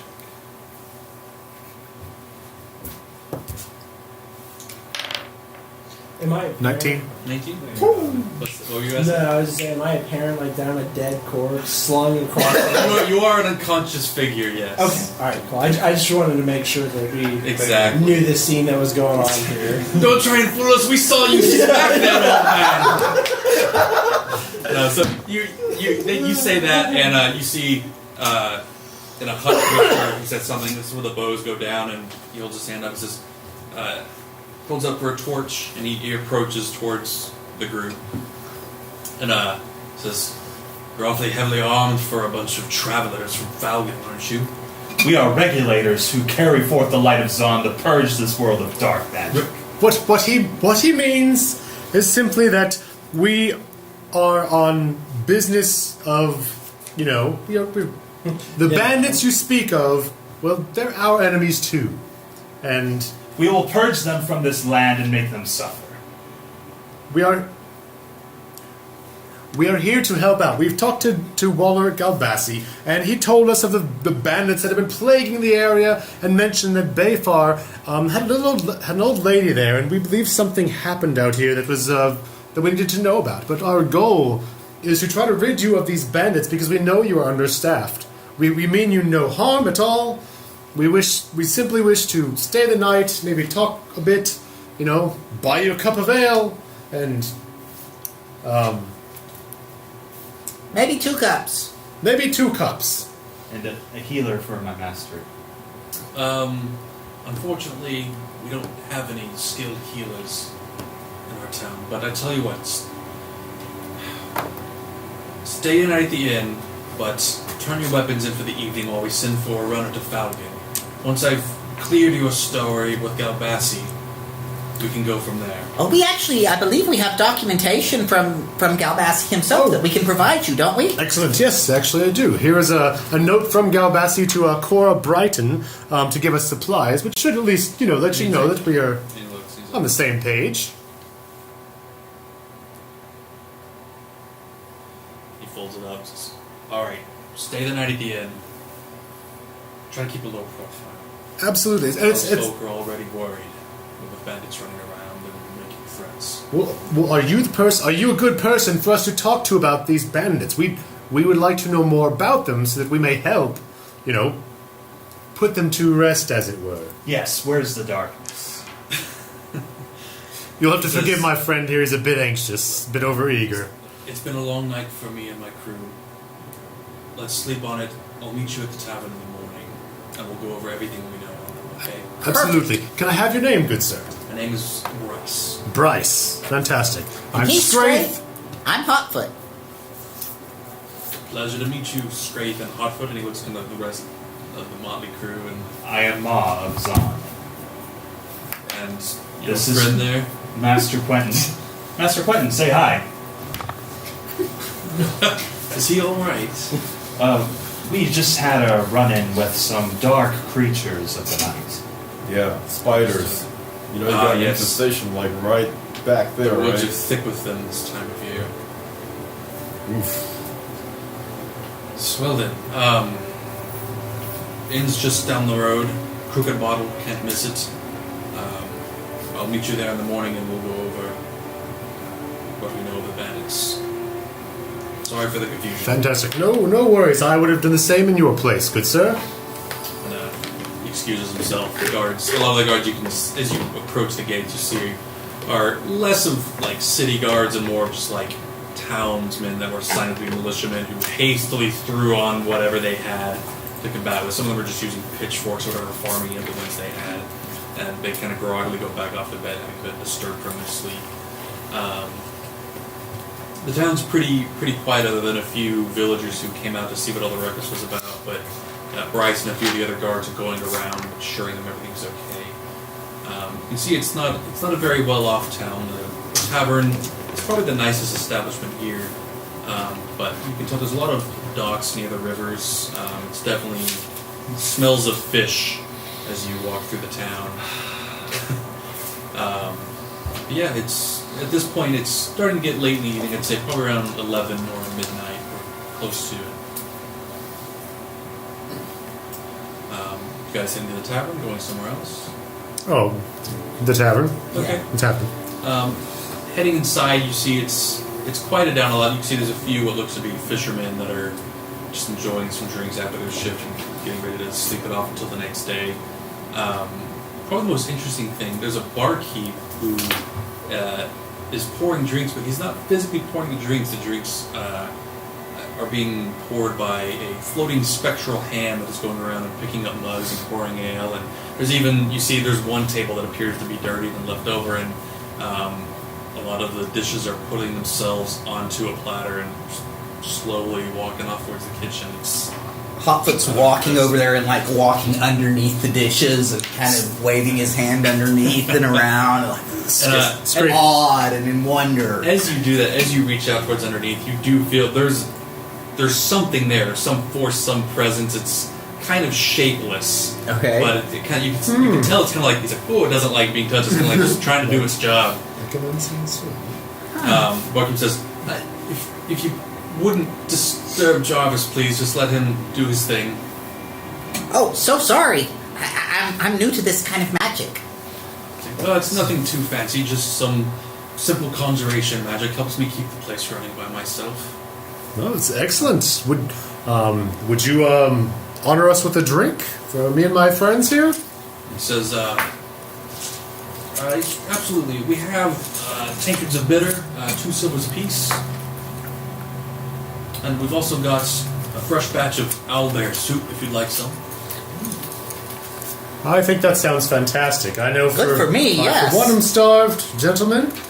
Any fresh fish from the river? Absolutely. We have all sorts of fish. Herrings, cods, whatever you like. Sea bass? not quite near the ocean, I'm afraid. We do have smallmouth bass. Scrape kind of takes the opportunity to, make a joke with the guy and leans over and just kind of says, this is an interesting one. He's, basically, just kind of, Yeah. yeah. He's like, you know, I think I can manage. Thanks for Yeah. that. And a bowl of water for my master, please. And you sat down with Quentin, who, at this point, you're kind of groggily. I'll say you're conscious, but it's like 1 HP, just kind of like, you're like, why am I not just laying in bed right now? As you guys kind of sit down at the tables, a few more floating platters. The place goes back. It has some fresh bowls of soup and fish, and sets them down. The spectral hand is pouring mugs of ale that are then dispensed to the table as the barkeep is this whole time just wiping down the bar, doing his things as he's kind of surmising the group. Says, what brings a adventurous group such as yourselves this far into the east? Well, if you must know, we are actually here from Thaligan Heights after talking with Mayor or Deputy Galbasi. He mentioned that there were bandits and that they were understaffed, and so we are actually here on official business, regulator business, if you will.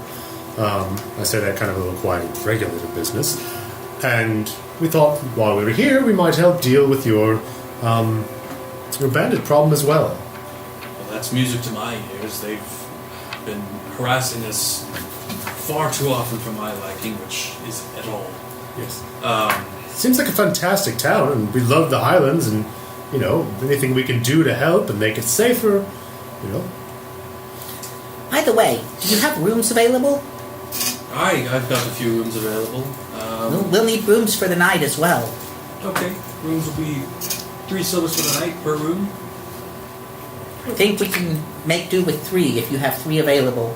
Yeah, I can manage that. And Maud, you want to take Master Quentin up now? Get him into bed? Yes, I'll help him choose some of this food as well. Here, Master, you need as much water as you can. And yeah, he kind of gestures, grabs some keys off the wall as the spectral hand comes and floats right in front of you. I drop 5 in for the room and the ale that I'm drinking. He didn't say anything about a price for the soup, so I assume it's free. Nah, soup's free. He's just trying to get rid of the rest of the night. So this hand is just kind of going around collecting dues. I paid for our room, so Okay, yeah, that's for the drink. Yep. Good deal. I guess I'll I think you got the also, last one, so. I'll cast the good berry and hand Moss all the good berries I have. And say, Delicious. Oh, no, that's for him. Oh, I'll make him Master. feel better. Oh, I'm sorry. Yes. And so how you just like sticking this in his mouth and You're not going to believe this. Massaging it down his throat. How much does it get? 1 per berry, up to 10 berries. Okay. Yeah. You put the berry in your mouth and you feel a little bit better. You're like, that was actually quite refreshing. You're not going to believe this, Master. We had these webs right in front of us, and the light of Zon came out from me again and cleared a path for us, and we managed to escape. It was like an orgasm of light. Out of his hand. Which was probably a better And then we After made. being better option. like the last what? How long would you say I was out for? 3 hours? 3 hours total about 3 hours. After getting knocked out by spiders, and the last thing that I saw was 2 spiders being over me, to now being woken up to orgasmic hands is a little off-putting, I guess, to me. It's just a little toss up there that I'm not used to be thrown into, so I'm very confused and very disoriented of where I am. Well, for now, Master, please rest. But I will regale you our tale of how we made it here. Sounds good. Alright. Passes out. Yeah. just comes down to the bar. Yeah. And Bart says, I'm just getting ready to close up if you guys would like to go to your booths. And, Absolutely. And, be. Hotfoot is definitely going to go up there and try to attune again. Okay, yeah, definitely you could spend the evening attuning. What does that attunement process look like again for us? It's Cross legs and everything. Om Mani Padme Hat. Om Mani Padme Hat. Okay, and so I'll say Scrape, maybe you're trying to sleep, but he's just... Yeah. I was going to say, actually, Straith's, maybe everybody else goes up to their room. Straith says, hey, let me help you clean up a little bit. Let me help you clean up a little bit. Maybe ask a few questions while I'm at it? Sure. Absolutely. And so, I don't know, we don't necessarily have to talk about this, but just trying to find out general bandit information. And he's more, he's just like kind of polishing the bar even more than it has to be while, these conjuration beings are taking care of cleaning the bar, as slow as it may be, but work's getting done, no skin off his teeth, and just what kind of questions do you have? Actually, real quick, where's everyone else right now? I guess I'd be up. I'm just in the same room as him. Okay, I'm so just Mom and Quinton burning. are in a room, Hotfoot's up in your room, Jor and Joden. Let's say I'm sitting at the table drinking my beer. Okay. It's huge to me. And then eating my soup. Okay, and Jor. I guess I would be listening in, as I often do, and writing down notes in my notebook. Okay. Official business duty notebook.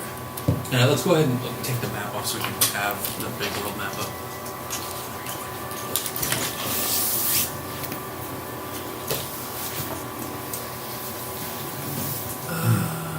It's the other way, so it's over there. Bay Farm something. How come the giant spider is only this size? It's from Pathfinder. Pathfinder giant spiders are not large. Medium spiders. What questions do you have for me, sir? When was the, I'd like to know, when was the last time you saw bandits around here? What did they do? Did they attack anybody? I haven't quite found a method to their madness yet, but honestly, I think it depends on which ones come around. They're all from the same Which ilk. ones?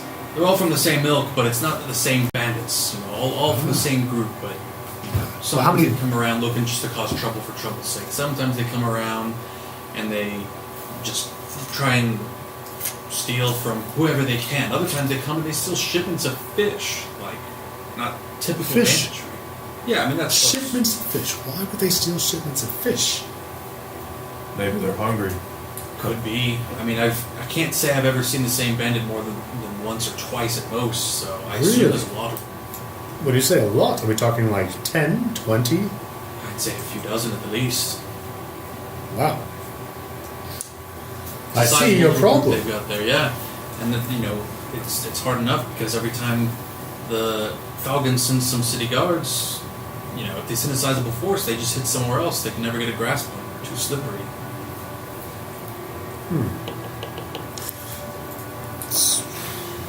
Do you know of an old lady, an elderly woman who's really known for herbs and plants around here? We were told that might be a good place to inquire. That would probably be old lady Farina. Farina. She lives out in those spider-infested woods, but if you know safer paths to take during the daytime, preferably, it's fairly safe.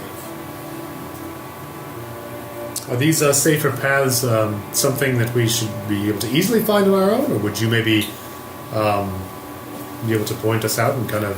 I could give you some Draw directions some at out. best, but it's been some time since I've heard from her. Honestly, I've been worried about it for some time, but with the bandits and spiders becoming worse, it's been difficult to make journeys out there.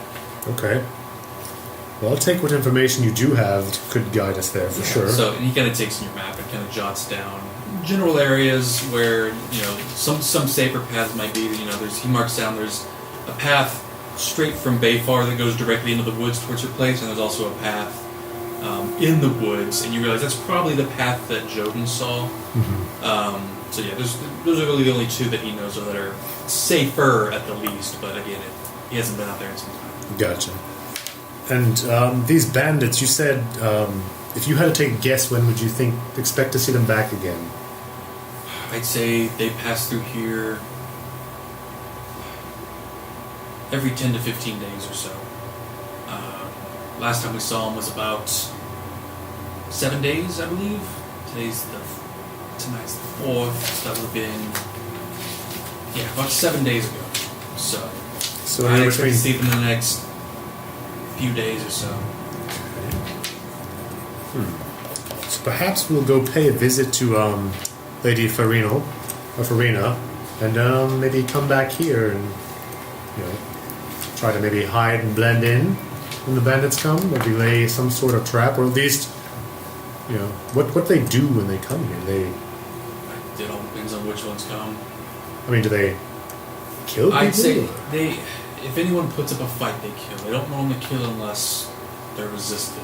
So most of the townsfolk are learn to keep their heads low, give them what they want, and they'll be on their way. It's no way to live, though, I tell you. No. And how many come? And how many come when they do come? I've seen a couple.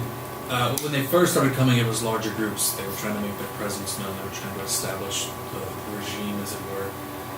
I'd say the largest group I've ever seen was about 12 to 15 of them.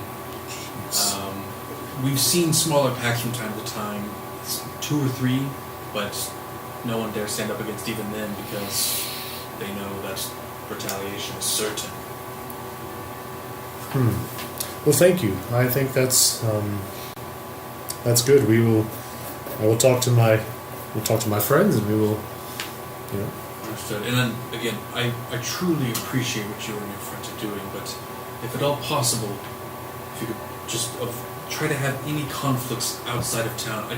I would hate for Bayfar to fall under the bandits' ire. Absolutely. For any action you and your group take against them. We will take the utmost care to make sure that we do nothing but draw attention away from Bayfar. Much appreciated. Thank you. Yes. What's with all this magic going around here? You just lean in and start talking. Got a license for this magic? It's like, don't need a license for conjuration magic of this sort. Simple mage hand, invisible servant, just taking care of dishes and keeping the place tidy is all. Good to know.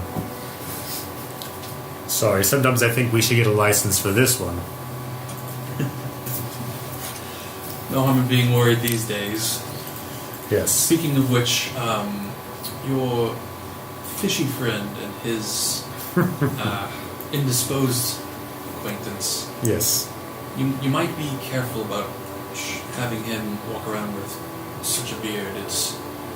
People around here have become quite distasteful of magic users. Myself discluded, of course, since they've only ever seen parlor tricks from me.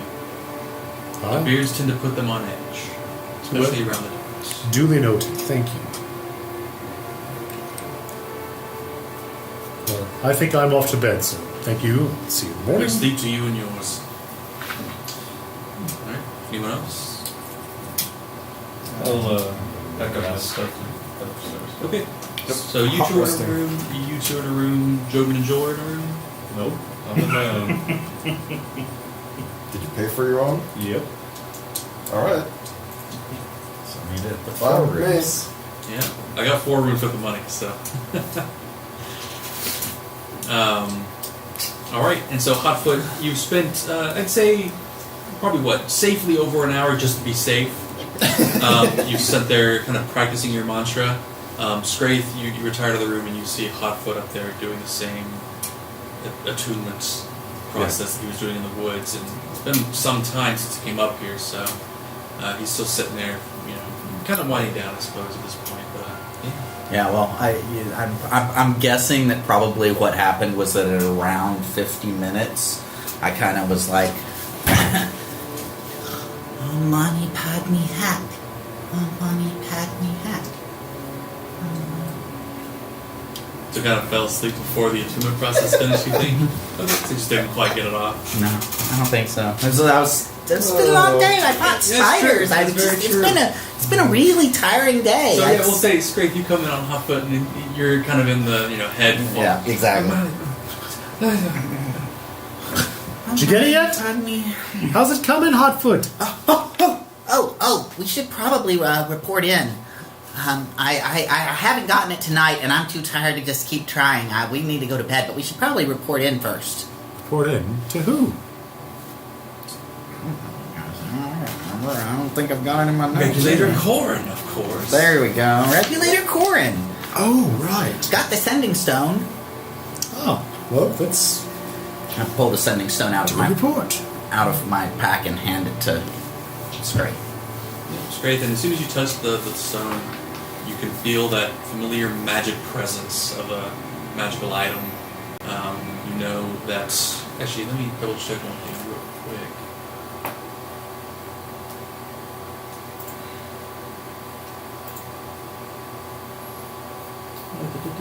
Yeah, so you know that just by focusing on the stone, you'd be able to speak with the bearer of the other stone. Yeah. So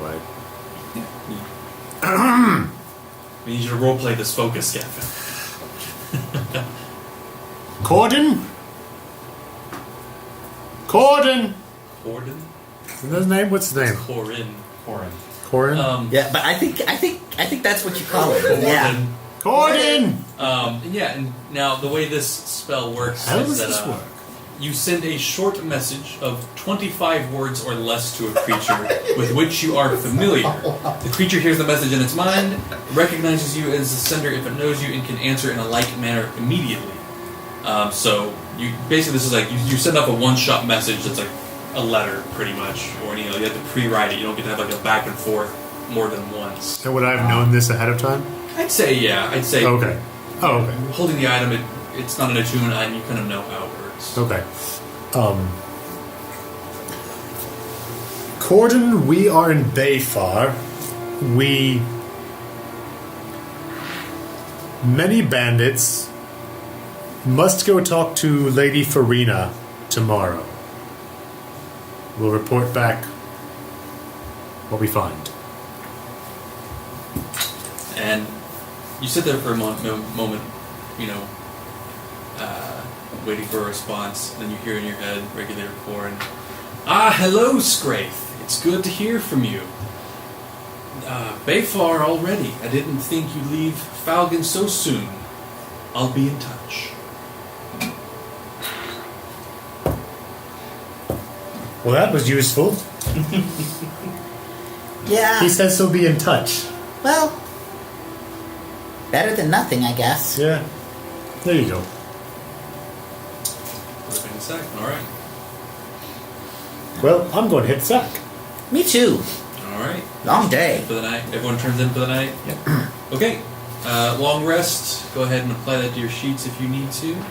And we're going to take we'll take our short break here. 10-minute break, restroom, stretch your legs. I'll get the next day set up. It is the 5th of Triton. We'll continue in a minute.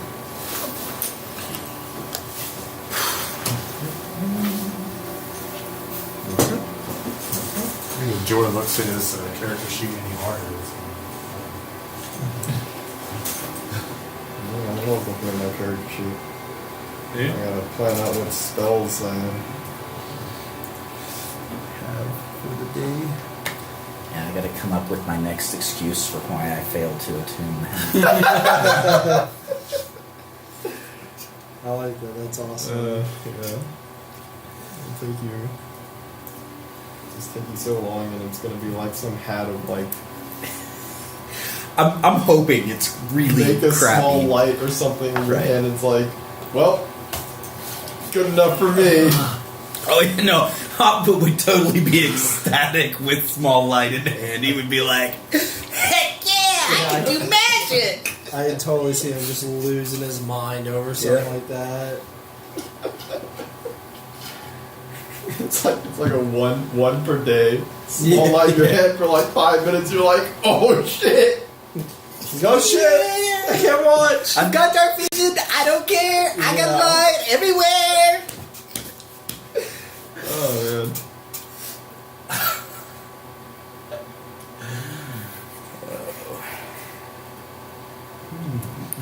I'll be interested to see. I suggested for my character that magic items actually degrade when they're in my possession. Oh, that would be I'm cool that too. bad at it. Wow. Pretty harsh drawback. Definitely has some interesting story implications. I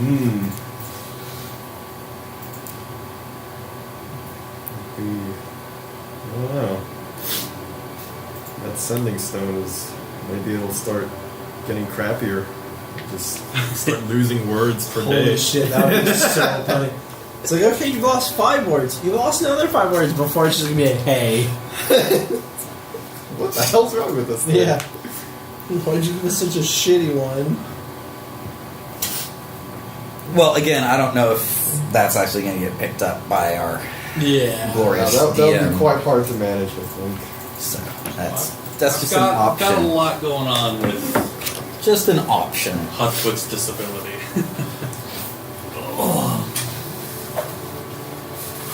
It could also only happen if he attunes it or is, actually succeeds. Well, in so using that's it the or thing is that something some like items don't require attunement, so I had to factor that in too. So Yeah. I've got a good. You got a plan for I've got something a or rule- other? I have a rule set that I'm working off of. Okay, cool. So,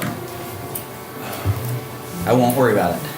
I'm just gonna let things happen because again, I don't know. yeah, That that's the is beauty. definitely in RP.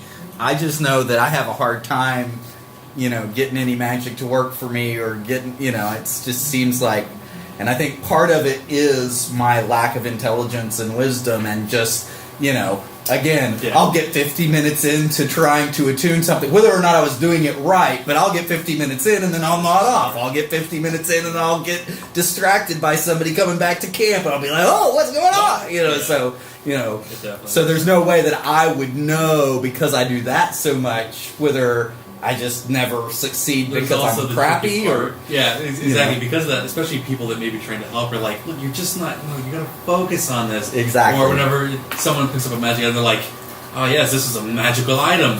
Here, take this hot foot. You're like, I don't feel anything. Like, what do you mean you don't feel anything? Like, are you that dense? right. Exactly. Yeah.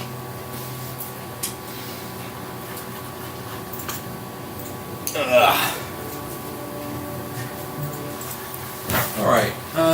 We'll say the night goes by without incidents. You all wake up in the morning, convene in the tavern's room. Let me ask you, Hotfoot, are you wearing this hat all the time? Oh yeah. Okay. I wore it to bed. You went to bed. Absolutely. So everyone gathers back down in the tavern's room for the evening. Quentin, you're feeling much better No, last night. You remember you have a few wounds from the spiders that have mostly closed up. They're on the mend. You don't recall the spiders just backhanding you across the face multiple times, but you're definitely sore on the cheek area. You guys have a breakfast that is on the house from the innkeeper. He seems more than happy to provide you guys with a free breakfast. Innkeeper, you wouldn't happen to have round baked things that are very sweet and crumbly? Biscuits.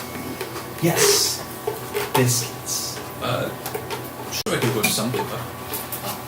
I would And he be goes very back. much appreciated. He goes back into his kitchen for a moment, and yeah, he's working on that.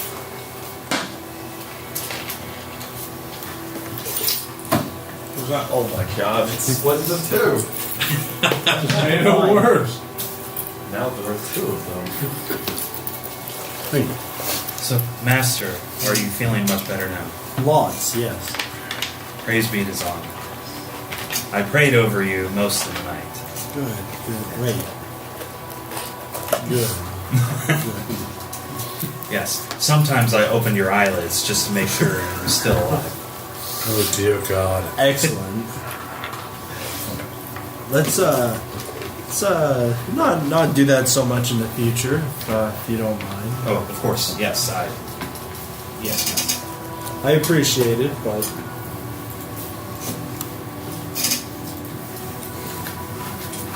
So back to the woods today.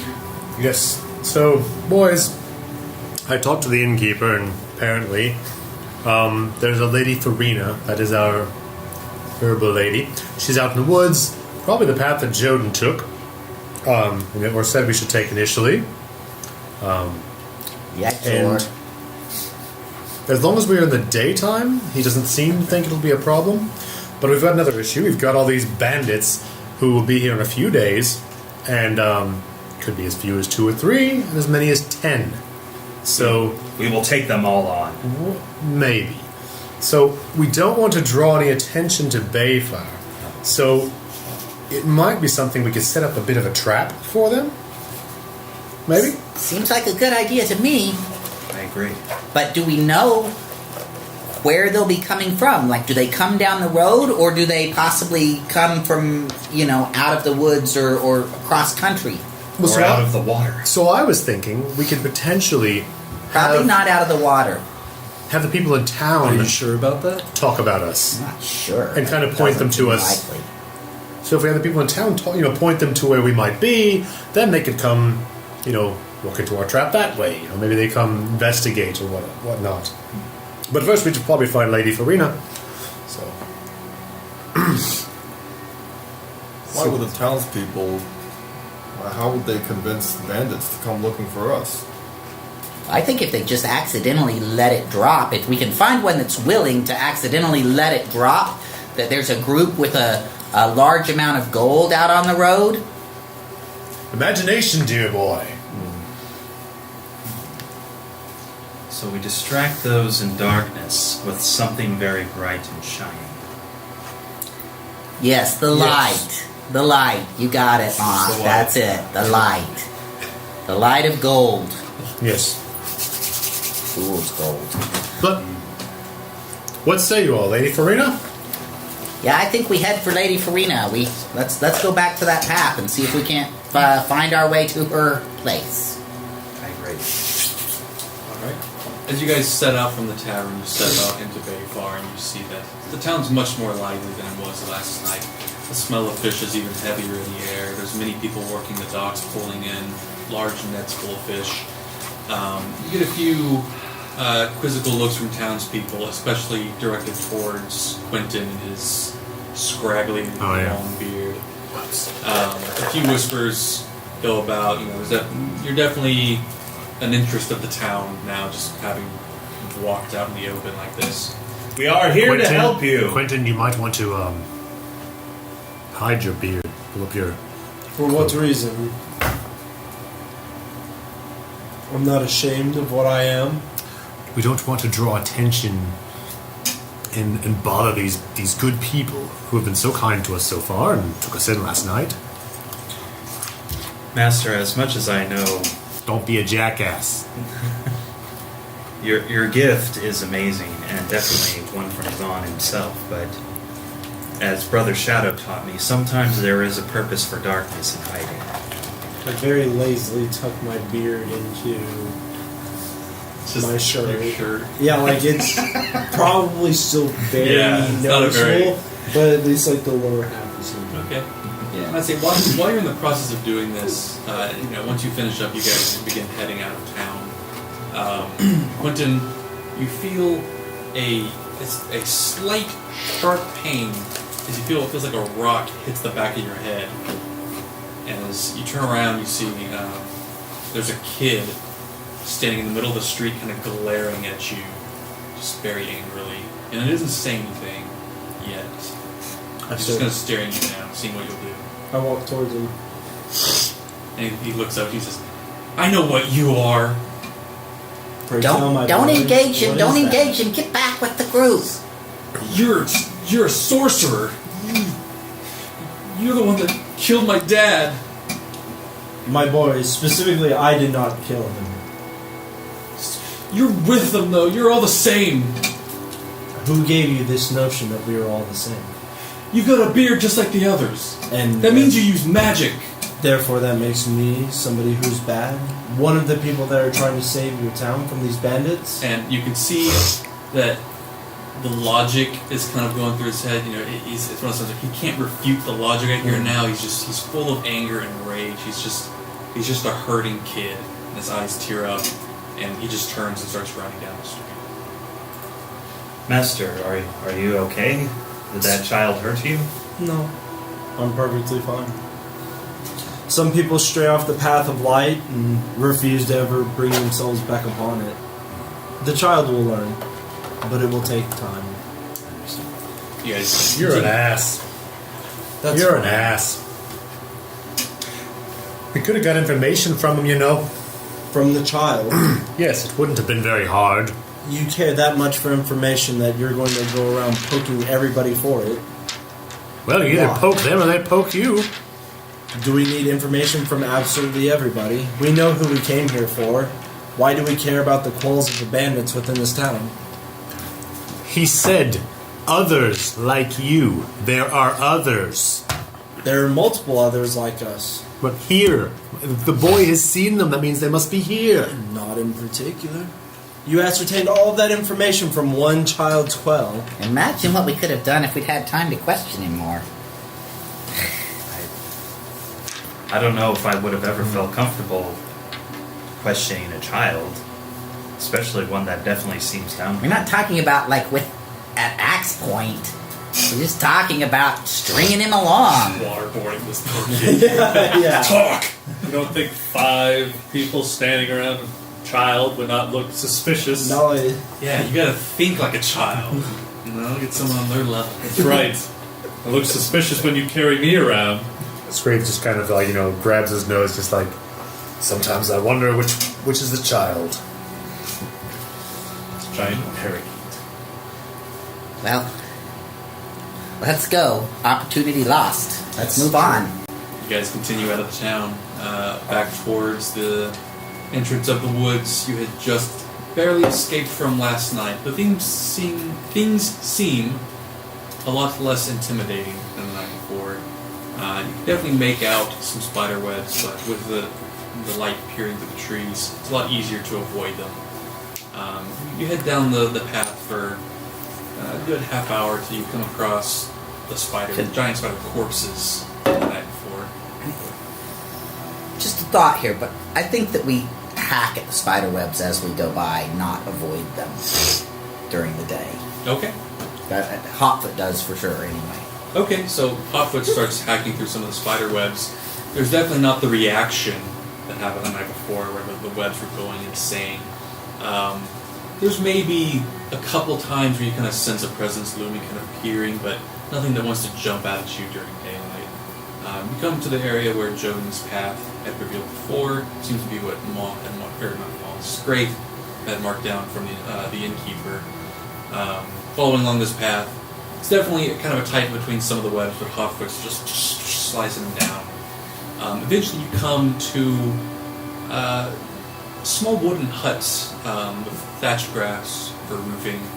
Out in a small clearing in the woods, there's smoke billowing from a makeshift chimney, and strange aromas billowing from inside it. You can hear what sounds like a small argument from inside the hut. All right, we should. Not all of us should go up. We should scout around and spread out around the house, and maybe. I can climb on the roof and be a lookout. Can you do this quietly? On the roof of the hut, you'll probably fall through. Maybe another high point? A tree? A tree?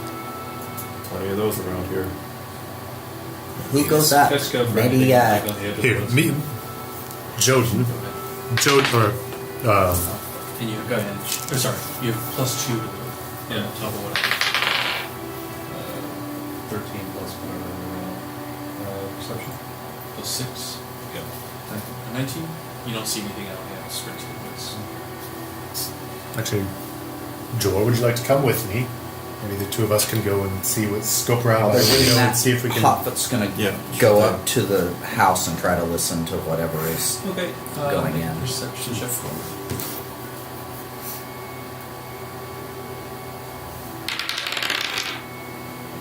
That is a 19 plus -1, so 18. Okay. I assume this is happening while I'm talking to Right, yeah, Joel, that's- trying no, to figure it's- stuff out. yeah. Like, okay, yeah. So you're beginning to listen to the conversation. While you're doing that, what are you guys doing? Well, I was talking to him, trying to figure out, who was going to go up there and making plans. Oh, and so and I'm he just assuming walks up. he just Okay. walked the hell. Yeah, he just walked up Well, there. but So I'm not knocking on the door or Yeah. anything like Yeah, that. I I'm was just listening. trying to But, listen. I imagine like, we're all to like. the side of Yeah. the. I still the imagine house, we're like not maybe to 30, the 40 feet door. away though, Yeah. whereas you're like right there. But this is a classic coffee moment. You're like, okay, Yeah. what's the game plan? And it's like, Hobbit's already up there. It's like, holy shit. it's like there's that hesitation, like, oh, please don't knock on the door. And it puts Yeah. your air between. You're like, Yeah. Yeah, and not up to the door either. I walk to the side of the Okay. to the side of the So door, just to be you clear. can So hear- I'm off to the side. it's fairly muffled, but you can hear it sounds like a male voice. It says, just tell us about the well, or you're gonna get what's coming to you, you old bag. And you can hear what sounds like an elderly woman saying, get out of here, you ruffian! You don't even know the hell I can bring upon you. And there's hesitation. Can I tell if there's more than just the two of them there? I'd say there's a window of sorts if you want to try peeking inside. I don't think Hotfoot is Yeah. going to try peeking inside. Going It's off of not your quite that perception risk. roll, you only hear the two voices. Okay. So I'm going to just hold up one finger and sort of make a motion to Scraith that, like, there's a bad guy in there. Yeah. You know? Scream's kind of like, don't move. Okay. And so, yeah. While they're disguising that, I slink off behind and go hide in a tree. Go ahead and make a stealth check for me. Just keep it there in case we need it. I'm What's that mean? gonna see if I can find maybe a brush or a tree to hide behind. Okay. Just in case I need to pop Sure, make a out. stealth check for me. Quentin and Jor. Following Scraith. Okay. So, I guess following. Make a stealth check for me. Yeah. Alright. he's on the side underneath Yeah, the window. There's a door. Where's the door? Where's the door The at? door's in the relative to the group is in the front. Okay. Okay. And so Hotfoot's he's on off the to the side. left, maybe 45-degree angle to the building to the left. Okay. There's a small window that he's kind of hunched underneath, listening to the conversation. Yeah. Okay. So I just kind of like look over it. I'm just kind of like be on the watch out. Like keep be ready. Lean over to Jor. I'm like, look, you stay to the side of the door. Out of sight, like right there, and I'll kind of knock on the door. Draw the attention. Try to draw them out of the house. Dangerous, but yeah, sure, let's do it. Yeah. So he's off the side. Straith knocks on the door. Yeah, you knock on the door. There's a conversation. He's like, shh, don't move a muscle hag. And the door opens up. You see what appears to be a fairly young gentleman. He's got not a super thick beard, but the beginnings of a decent beard.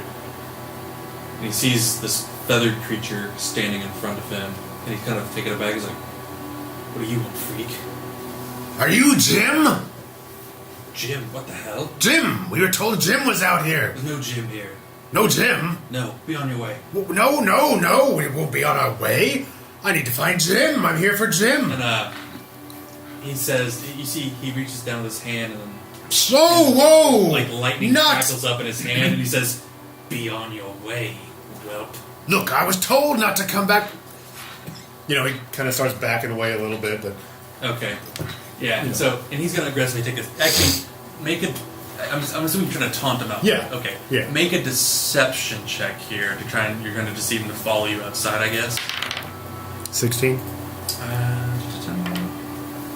Yeah. He takes a step outside, like he's just following you, kind of like he's get out of here. There's no fucking Jim here. And he's like walking right past you. Jor, make a stealth check for me. Stealth check. Oh boy. As a 10. As he steps out, he turns and he sees you standing there at the last second. He's like, shit. He's like, who the fuck? And he's, clearly alarmed now. I turned into a bear. Didn't have to. For initiative. Damn. I turned into a fucking bear. Let's do I was this. gonna say as he turns, because he's gonna turn to see him, right? And the second he does that, I'm going to bum rush him and grab him around, try to grab him. So this is basically the moment he was alarmed. This is everyone reacting at the same time. Yeah. Initiative determines who's going first. Yeah, okay. So, everyone roll initiative. 22. I think you're going to go first. Probably. Seems like. Jor? 19. 19. That's useful. And appropriate. Joden? 17. I'm not really sure why that was an option, considering we were prepared he wasn't. but Quinton. whatever. 19. I know it's I'm sorry, very what did you get? unusual. 19. Target, 19. everyone goes. Quinton or You Jor go is going first. first. Jor's right. Jor. Yeah. Jor. Okay. Hotfoot. 13. And 14. okay. And for the sake of, since these guys are all right next to each other, we're going to have a effective surprise round where it's just the three at the door going first, and then everyone else will get to go. I would say, if there's no reason for everybody else to reveal themselves, though, you probably would know not to. See what happens. So, Scrape, you are the first one to act here. You go for the grapple? Actually, let's just go run up and intimidate with the dagger. Let's just go run. I mean, he's looking the other way. Let's run up and try to get the dagger around the neck. Okay. We'll say it's a grapple check, and then we'll make the intimidate check after that. So I'll use inspiration on that. okay, so go ahead and roll an athletics check with advantage. 16. 16. What is there a modifier for that or no? It's the athletics Yeah, no. bonus. Nope. Okay, 16, and then he's going to see what's higher. It's all the same. Yeah, no, you do manage to grapple him, and you get the knife around his throat, and then I say as a bonus, you're going to make an intimidate check. And what do you say along with it? 2.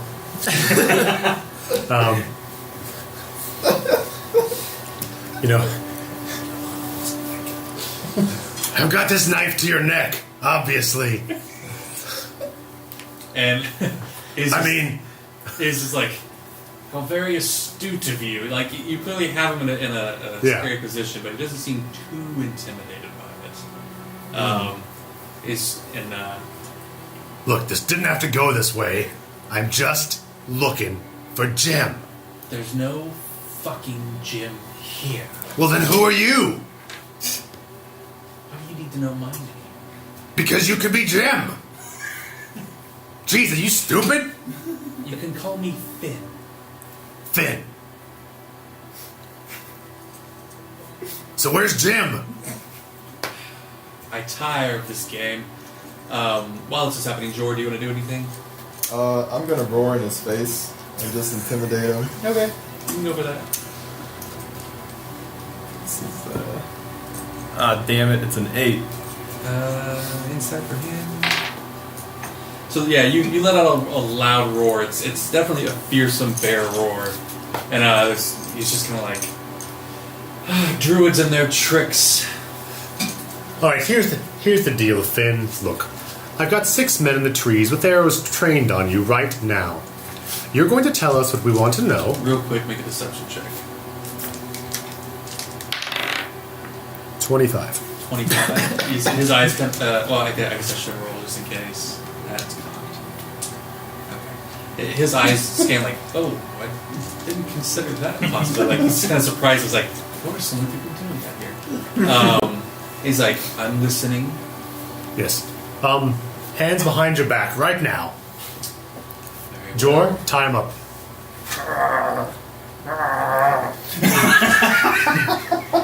Nice.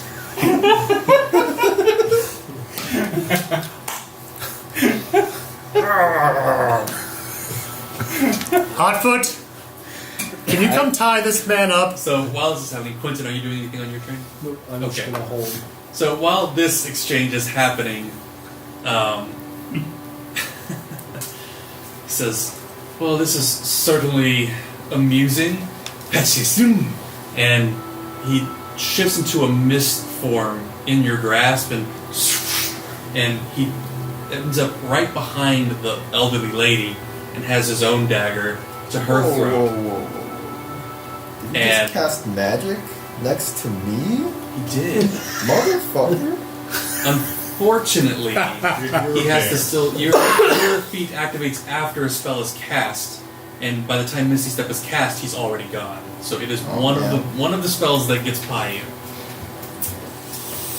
And I made sure to look the rules up on that because I wanted to make sure that was by the books for you, and that one does slip by. I am sorry. All right. So he's now holding a knife to the hackster, and he says, "Let's everyone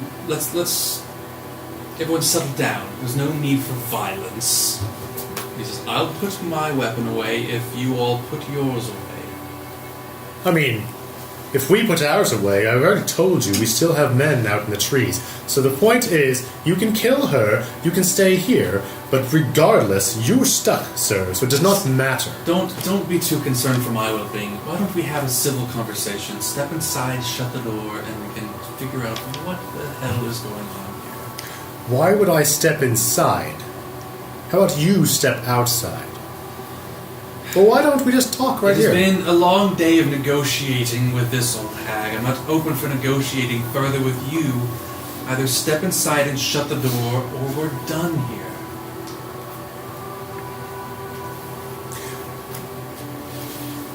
If I come in, let the lady go out. Hotfoot's gonna try to climb in the window. Make a climb check for me.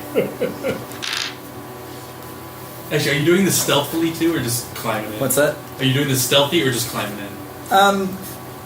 I don't think I'm capable of being stealthy. Well, so even trying to be stealthy. So no, I'm not trying to be stealthy. I'm just trying to get in. That would be a 4. Let's see. What do I add to that? Is that acrobatics or athletics? Athletics. So that would be a 7. A 7. That makes the complete difference. Yeah. No, you're trying to scramble in the window. Like there's definitely an attempt. I can't get. And yeah, so for a second he's like, Hotfoot? he goes, "Did you just see a dwarf in the window there?" Yes. That's friend of yours. Yes. With the bear. Yes. This gets more and more entertaining of a day.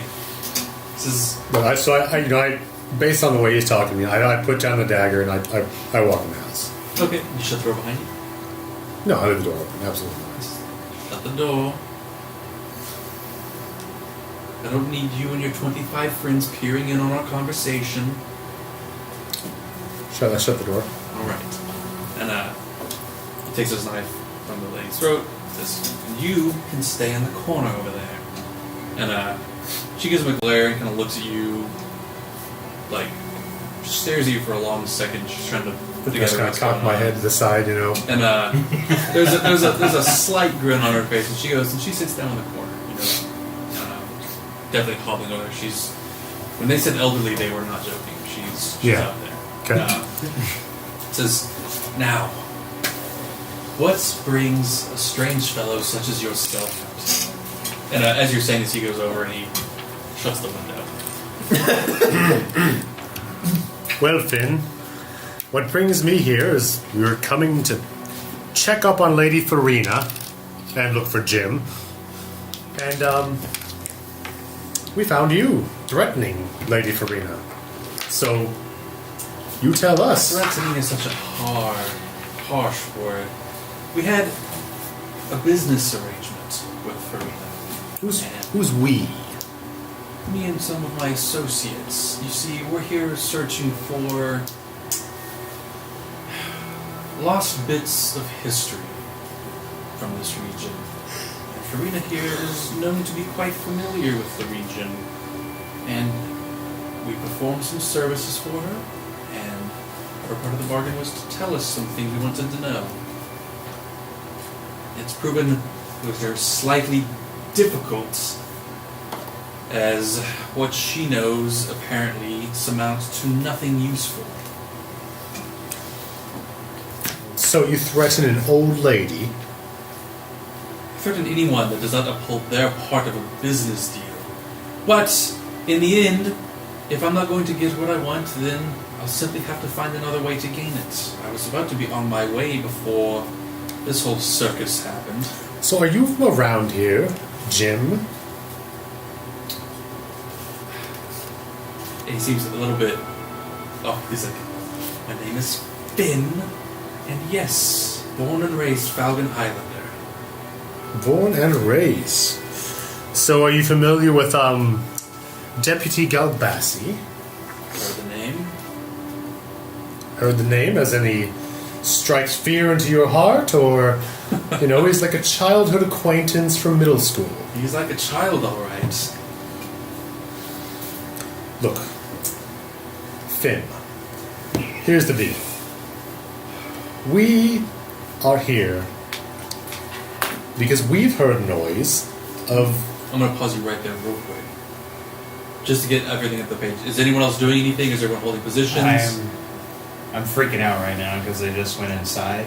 Okay. So I'm going to spend a key point for Step of the Wind. Okay. I'm going to take dash as a bonus action, and my jump distance is doubled, so I'm going to jump up and try to go through the roof. It's fun.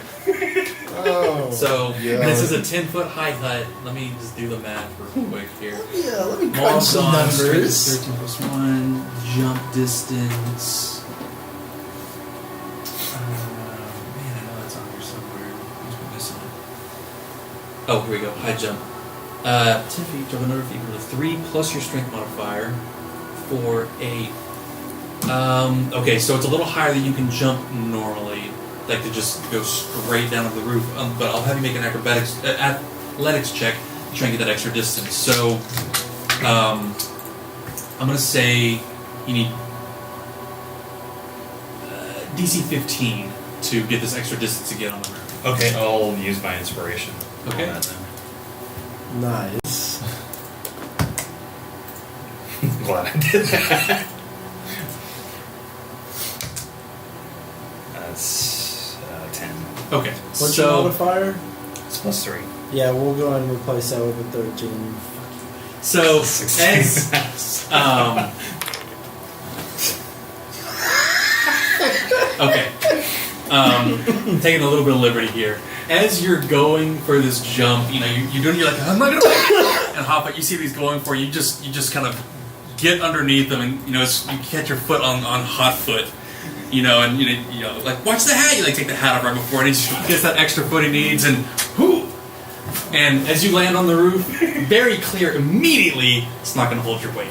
And as you're mid-sentence with Finn, Maul just smashes in and just lands, right. Actually, make an acrobatics check not to fall prone. Okay. See how graceful the landing is. That's 11. 11? Okay. I'll say you land on the table, which then collapses under your weight, but you're still standing, right? And Finn's like... He just looks at you like, what the fuck, man? Like, I just put my hand on my forehead and say, look. And Hotfoot's gonna be, after getting stepped on, he's smashing in the door. okay. And he's like, you might as well invite everyone in. I think we're fine for now, but look. There's banging on the Hotfoot smashing at the door. Damn it. And I'm gonna say, like, hey, you get a chunk out of the door, and your face is like, Hotfoot, don't break the door! Walk over to the door and open the door and let him in. he's like, my business with the hag is concluded. Shall we take this Finn, outside? Hotfoot, Finn. Is there a bench outside Hi, Bill. the house? Sure. I'm just gonna walk up at this point and sit down on it. Just. Alright, Agent of Darkness, why are you here? I already explained to you, friend, why I'm here. I'm not exactly inclined to go through it again. Finn, this is the Maw of Zon. Now, can I say that, kind of laugh? The what of Zon? The Maw of Zon. The Maw of Zon. Fascinating. Tell me, Maw of Zon, what words of Zon do you have for me today? Only thing I have to tell you is that the darkness can never stand against the light. Fair enough.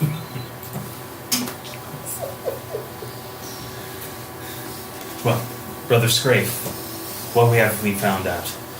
Well, we know this fellow does magic, but I am uncertain as to, his disposition, whether he's a friendly or an enemy. Finn, are you friendly or are you an enemy to us? I'm as friendly as you are to me. I'm peering through Do you the door. do you live around eagerly. here, Finn? Are you from this? You said you're from this area, right? Yes, I grew up in Schiffer. Schiffer. It's the town on the road just west. You guys passed that on the way here. I've heard they have a good blacksmith there. Look, have you heard reports of bandits? Who hasn't these days? And how do you feel about them? A little more violent than I like to hear about these days. So can you assure us that you are not one of these bandits? Oh, I'm absolutely with them. Oh, you are a bandit. 100%. So, Should I knock him out now? I will say I've never done anything illegal, even according to your friend Galbassi.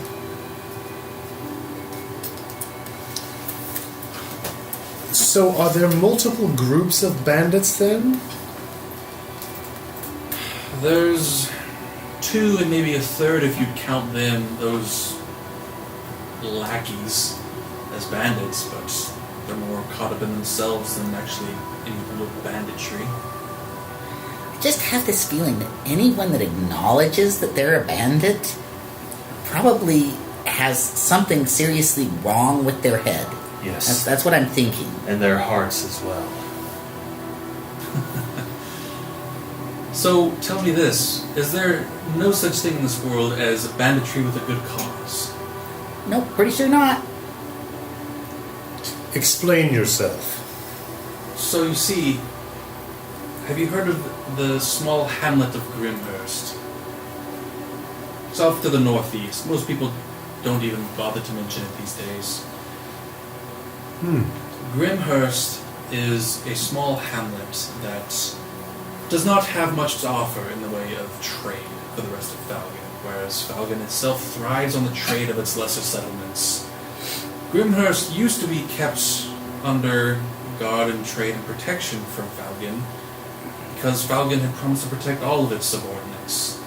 Unfortunately, the current leader of Grimhurst's grandfather upset the Reeve of Falcon and has been effectively cast off in exile. Grimhurst is left to its own devices, and unfortunately they don't have what's needed to sustain themselves these days. So perhaps we steal a little bit from the other outlying towns away from Falcon's guards and disperse somewhere it needs to go. Would you say you were a threat to Bayfair? I will not lie that there have been times where Bayfar has tried to put up a fight, and some of my more excitable brethren have taken action against them, but we are doing what we can to avoid any unfortunate accidents. What would you say if we tried to broker a peace and a trade establishment between Grimhurst and Falcon Heights? Bring peace to the region. I think we have some leverage. If we could have a little bit of cooperation, perhaps. Well, I'm not one with any real voice of authority for mine, but I could perhaps pitch it and see what happens. How would you go about doing this? Well, there's this Reeve fellow, right? And I've not really heard anybody who likes him. Would you agree with that? Few and far between, yes. But do you know how Galbassi feels about this Reeve? Galbassi's more a servant of law, so probably despite his true feelings, he'd go along with what the Reeve decrees. Do you know where this Reeve... I assume the Reeve is the primary... I assume the Reeve is the primary point of contention here. And if he were to, say, disappear... The Reeve disappear. Are you saying what I think you're saying? I'm not saying anything. I'm speaking hypothetically here. If the Reeve were to disappear, I'd say the Falcon Highlands would be in better shape than it is now, but who's to say... What about Grimhurst? Would Grimhurst be in better shape? Well, depends on the next Reeve, I suppose. I don't think they've slighted the nobles at all, so I don't see a reason they didn't stage another read with a personal grudge against Grimhurst, but honestly, I couldn't say. So, Finn. Wait, quick question, Scrape. Who do I punch? Not yet. Yeah. Have a good one. And I'll leave that. I said, good night, ladies. Good night. I'll make sure that one door's locked. Look, boys, what do you Scrape kind of looks our best. What do you guys think? What should we do? Should we, we've heard nothing but bad things about this Reeve fellow. It seems like, our friend Flim here, potentially, is telling some truth at least, and there may be, Weren't you just threatening him not too long Oh, ago? yes, And yes, didn't yes. he have that Yes, that's not what I'm I asking. was confused. What I'm saying is if there's truth to what Flim? Jim. Flim Don't forget it. Got Jim. Like is saying Finn. that obviously we can investigate Grimhurst, right? So if there is truth, then maybe there's a peace we could broker. And if there's not, well, sucks to be you, Jim. As long as there's no more bloodshed and peace, I would see the light back in the region, yes. Fair enough. Shall we investigate Grimhurst? Of course, after having, I think we should escort our friend Jim here, maybe outside and set him down. I think maybe we should escort him to the local constabulary where he can serve as a hostage for the truth of his assertions. First of all, there's no need for that. Plus, how would you have me report this plan of usurping the Reeve if I'm behind bars? What makes you think we want you to report this plan? You wanted me to bring this up to my superiors and see if they'd be interested in you doing this. No, Were you not? I was simply asking you to try to ascertain whether or not you were a decent human being or not. And of course, if there is the potential for this, then of course we will explore and consider, restoring peace to the region. But all in all, good sir, you have not a good leg to stand on. So, I guess who's here? Maybe three guys. We need to talk to Farinal. So maybe three of the guys can tie him up, or can we just tie him up, grab him, or is that going to be a big deal? I mean, even if it is, we'd probably still try to do it. Maybe. So I'd say right now inside the hut is about 10 feet away. Who's going? Sure. Who's tying him up? I have rope. You have rope? About 50 feet. Just actually, And he's still trying. He's like, we don't need to resort to this. We can still negotiate. I tie really good knots. It won't hurt. As you're just approaching the knots, like, oh no, it's fine. It's. I'm staying outside. I'm assuming this is taking place inside the house. a bear would We definitely can't not find the fit truth into until we've talked to all the parties. We have to be able to. Right, we need to silence him and talk to her. Yeah, Absolutely. exactly. Yeah. So we should gag And we him. can't let him go We should until also we know. gag him because he's a magic user. So let's get a gag in his mouth. Look, Flim, my apologies if this is in vain, but we are just being careful here. We'll let you go. You say you'll let him go? If So we will let everything you go, turns if out to everything be checks true. out. Say that one more time. If everything checks out, we shall let you go. Run through the plan with me from the start one more time. How about not? How about you tie, you gag, and I don't like and this. I will use these pointy things as motivation. Says, fine, then let me submit something else. And he's beginning the 4 arcane incantations on his tongue. For, I'm going to say you two who are inside the house next to him, roll initiative real quick. Just a quick initiative roll. I should. I 17. technically am. Oh no, because you made me stay outside the door. That's right. Never mind. Wait, were you outside the door? I thought you were inside. Yeah, you said. Oh no. That's You right. were You inside. opened Yeah, the I door and opened the door brought to me you. in. So I'm Okay, inside. yeah, You're going to gag I him. thought it was. You Yeah. could be going to gag him.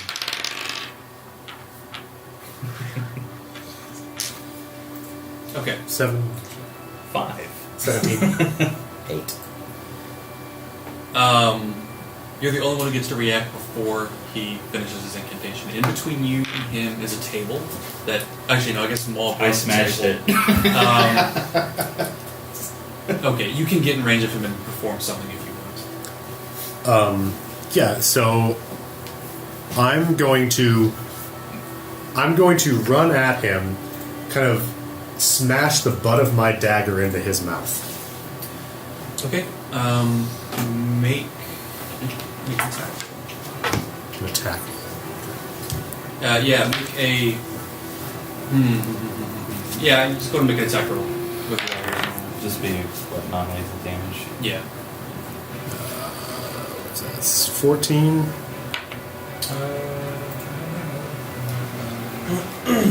Yeah, that hits. And go ahead and roll for damage. It's going to be like non-lethal blunt damage to try and... Stop him from talking about 5. 5? Okay, so I'm going to have to make a concentration check while he does this thing.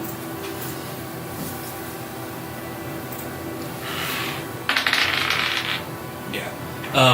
So as you run up, you go, oh! And he kind of glares at you, and then he mutters out, I need 3 of you to roll a Constitution saving throw. And I'm going to use my inspiration on this. Nice. That would be a 6. 4. Nice. And Over 20. That would be 22. 22. So No, sorry, that would be 24. that's the numbers that makes the difference. Well, I didn't want you to get the wrong idea. Not 3, it's 5. For saving throws. So as he emits this word, a thunderous wave of force emits in a 15-foot cube. You feel you manage to hunker down Hotfoot. You take 5 points of thunder damage. You two take 11 points of thunder damage and are shoved 10 feet out towards the doorway. So I'm gonna say it flings you guys. I'd say you both land just outside the door. Just say since we're not doing the actual battle map here, and everything loose in the room is just there's bottles go smashing against the wall, the splinters from the table, just everything that was in front of him is just smashed against the wall, thrown around, and you can see the elderly woman is just like, oh, like a lot of her shit was just messed up.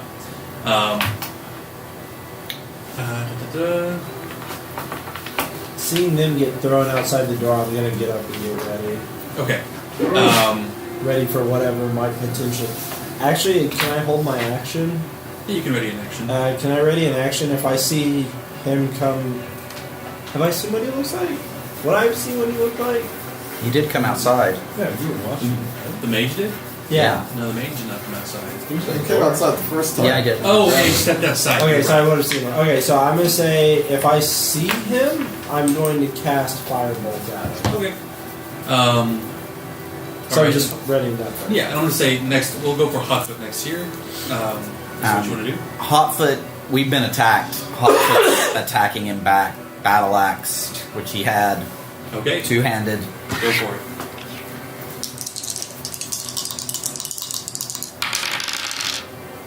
That is going to be a 12 plus 5 is 17. That is a hit. 4 plus 3, so 5 damage. Okay. And- you just slash down across his arm there. He's like, ugh! And I'm going to action surge and attack again. All right.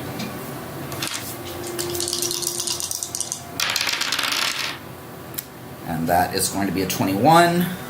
16 plus 5 for 21. And another 5. Okay. He's Points of definitely damage. bleeding pretty good at this point. And, yeah, now it's gonna. Who was first here, Maul, or do you forget what you got? You? Okay, it's your turn. So I guess we don't really have a Oh, thing. no, here. actually, I'm sorry. You got the first attack off, that's right. Because you did the month thing. So, Maul's I'm gonna steady myself back up, get back that radiant energy, fireball. Feel this, Dark One, and then spend key, a couple more, 3 bolts? follow through it. Yeah, go for it.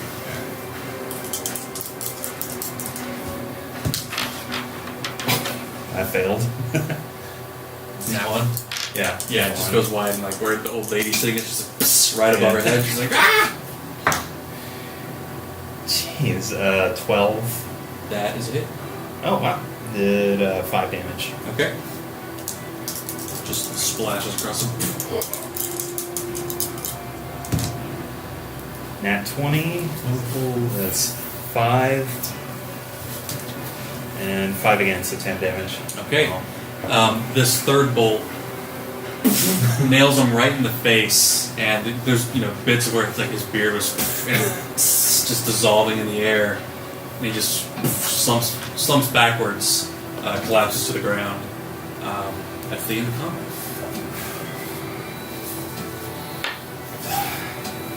Whew.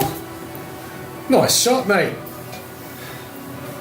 Hopefully, we can now tie him up and gag him. Yes. Hotfoot, that gag. Yeah. You got the rope? Yeah. Bind his hands to his feet. As you guys approach him, you find he's dead. You can't make range attacks non-lethally. That's just not something that can happen. You're wielding a new power model that's you're unfamiliar with. That's a mechanical where you cannot make non-lethal range attacks unless it's specified as something in the rules. I don't even know if it exists. I'm sorry, gentlemen. I killed him with the light. Damn it. Hey, at least he saw the light. And the elderly lady kind of looks over him and does the his face is kind of like charred, not like burnt, but like definitely blasted with like a radiant kind of energy. She does the eyes closed gesture and she goes, "Poor Jim." Scraith kind of looks at her and go, "You would do the right thing."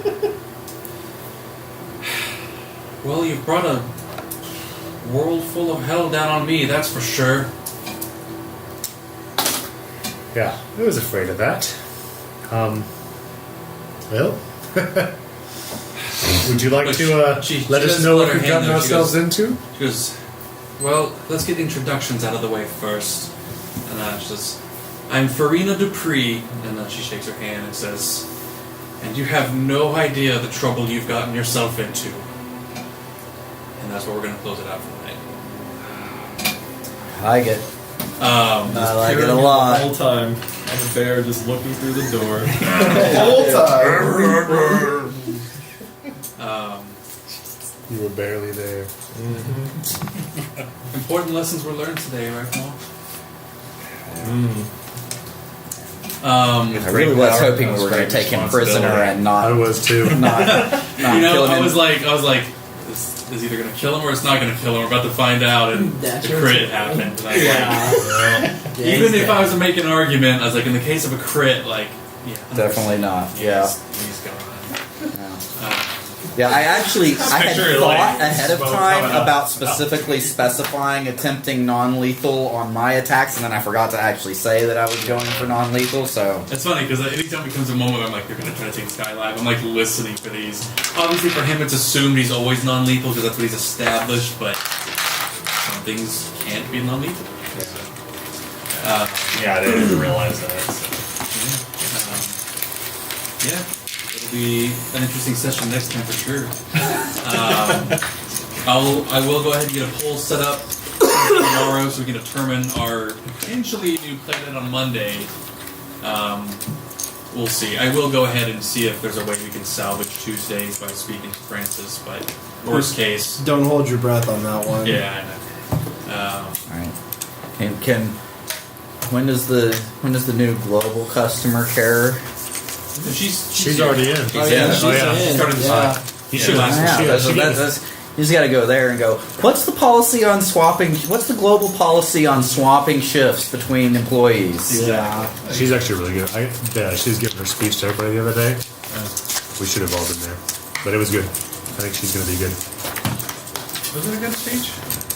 thought so, yeah. Were you not there? Yeah, I was there. You have to give up and give your own little speech. He's like, Yeah, I slept just through talked half of for it. 5 seconds Yeah. about things that people should know in the system. Like what? What should we know? Not you. Oh. Although you actually probably should know if you the customers that are If it's- actually importing stuff. If it's inside this system, I don't care about It's it. about exporting the Damn. data out of the system. That's We it. don't have any silenced users. All of it. Wish we had What? some My silence what? people.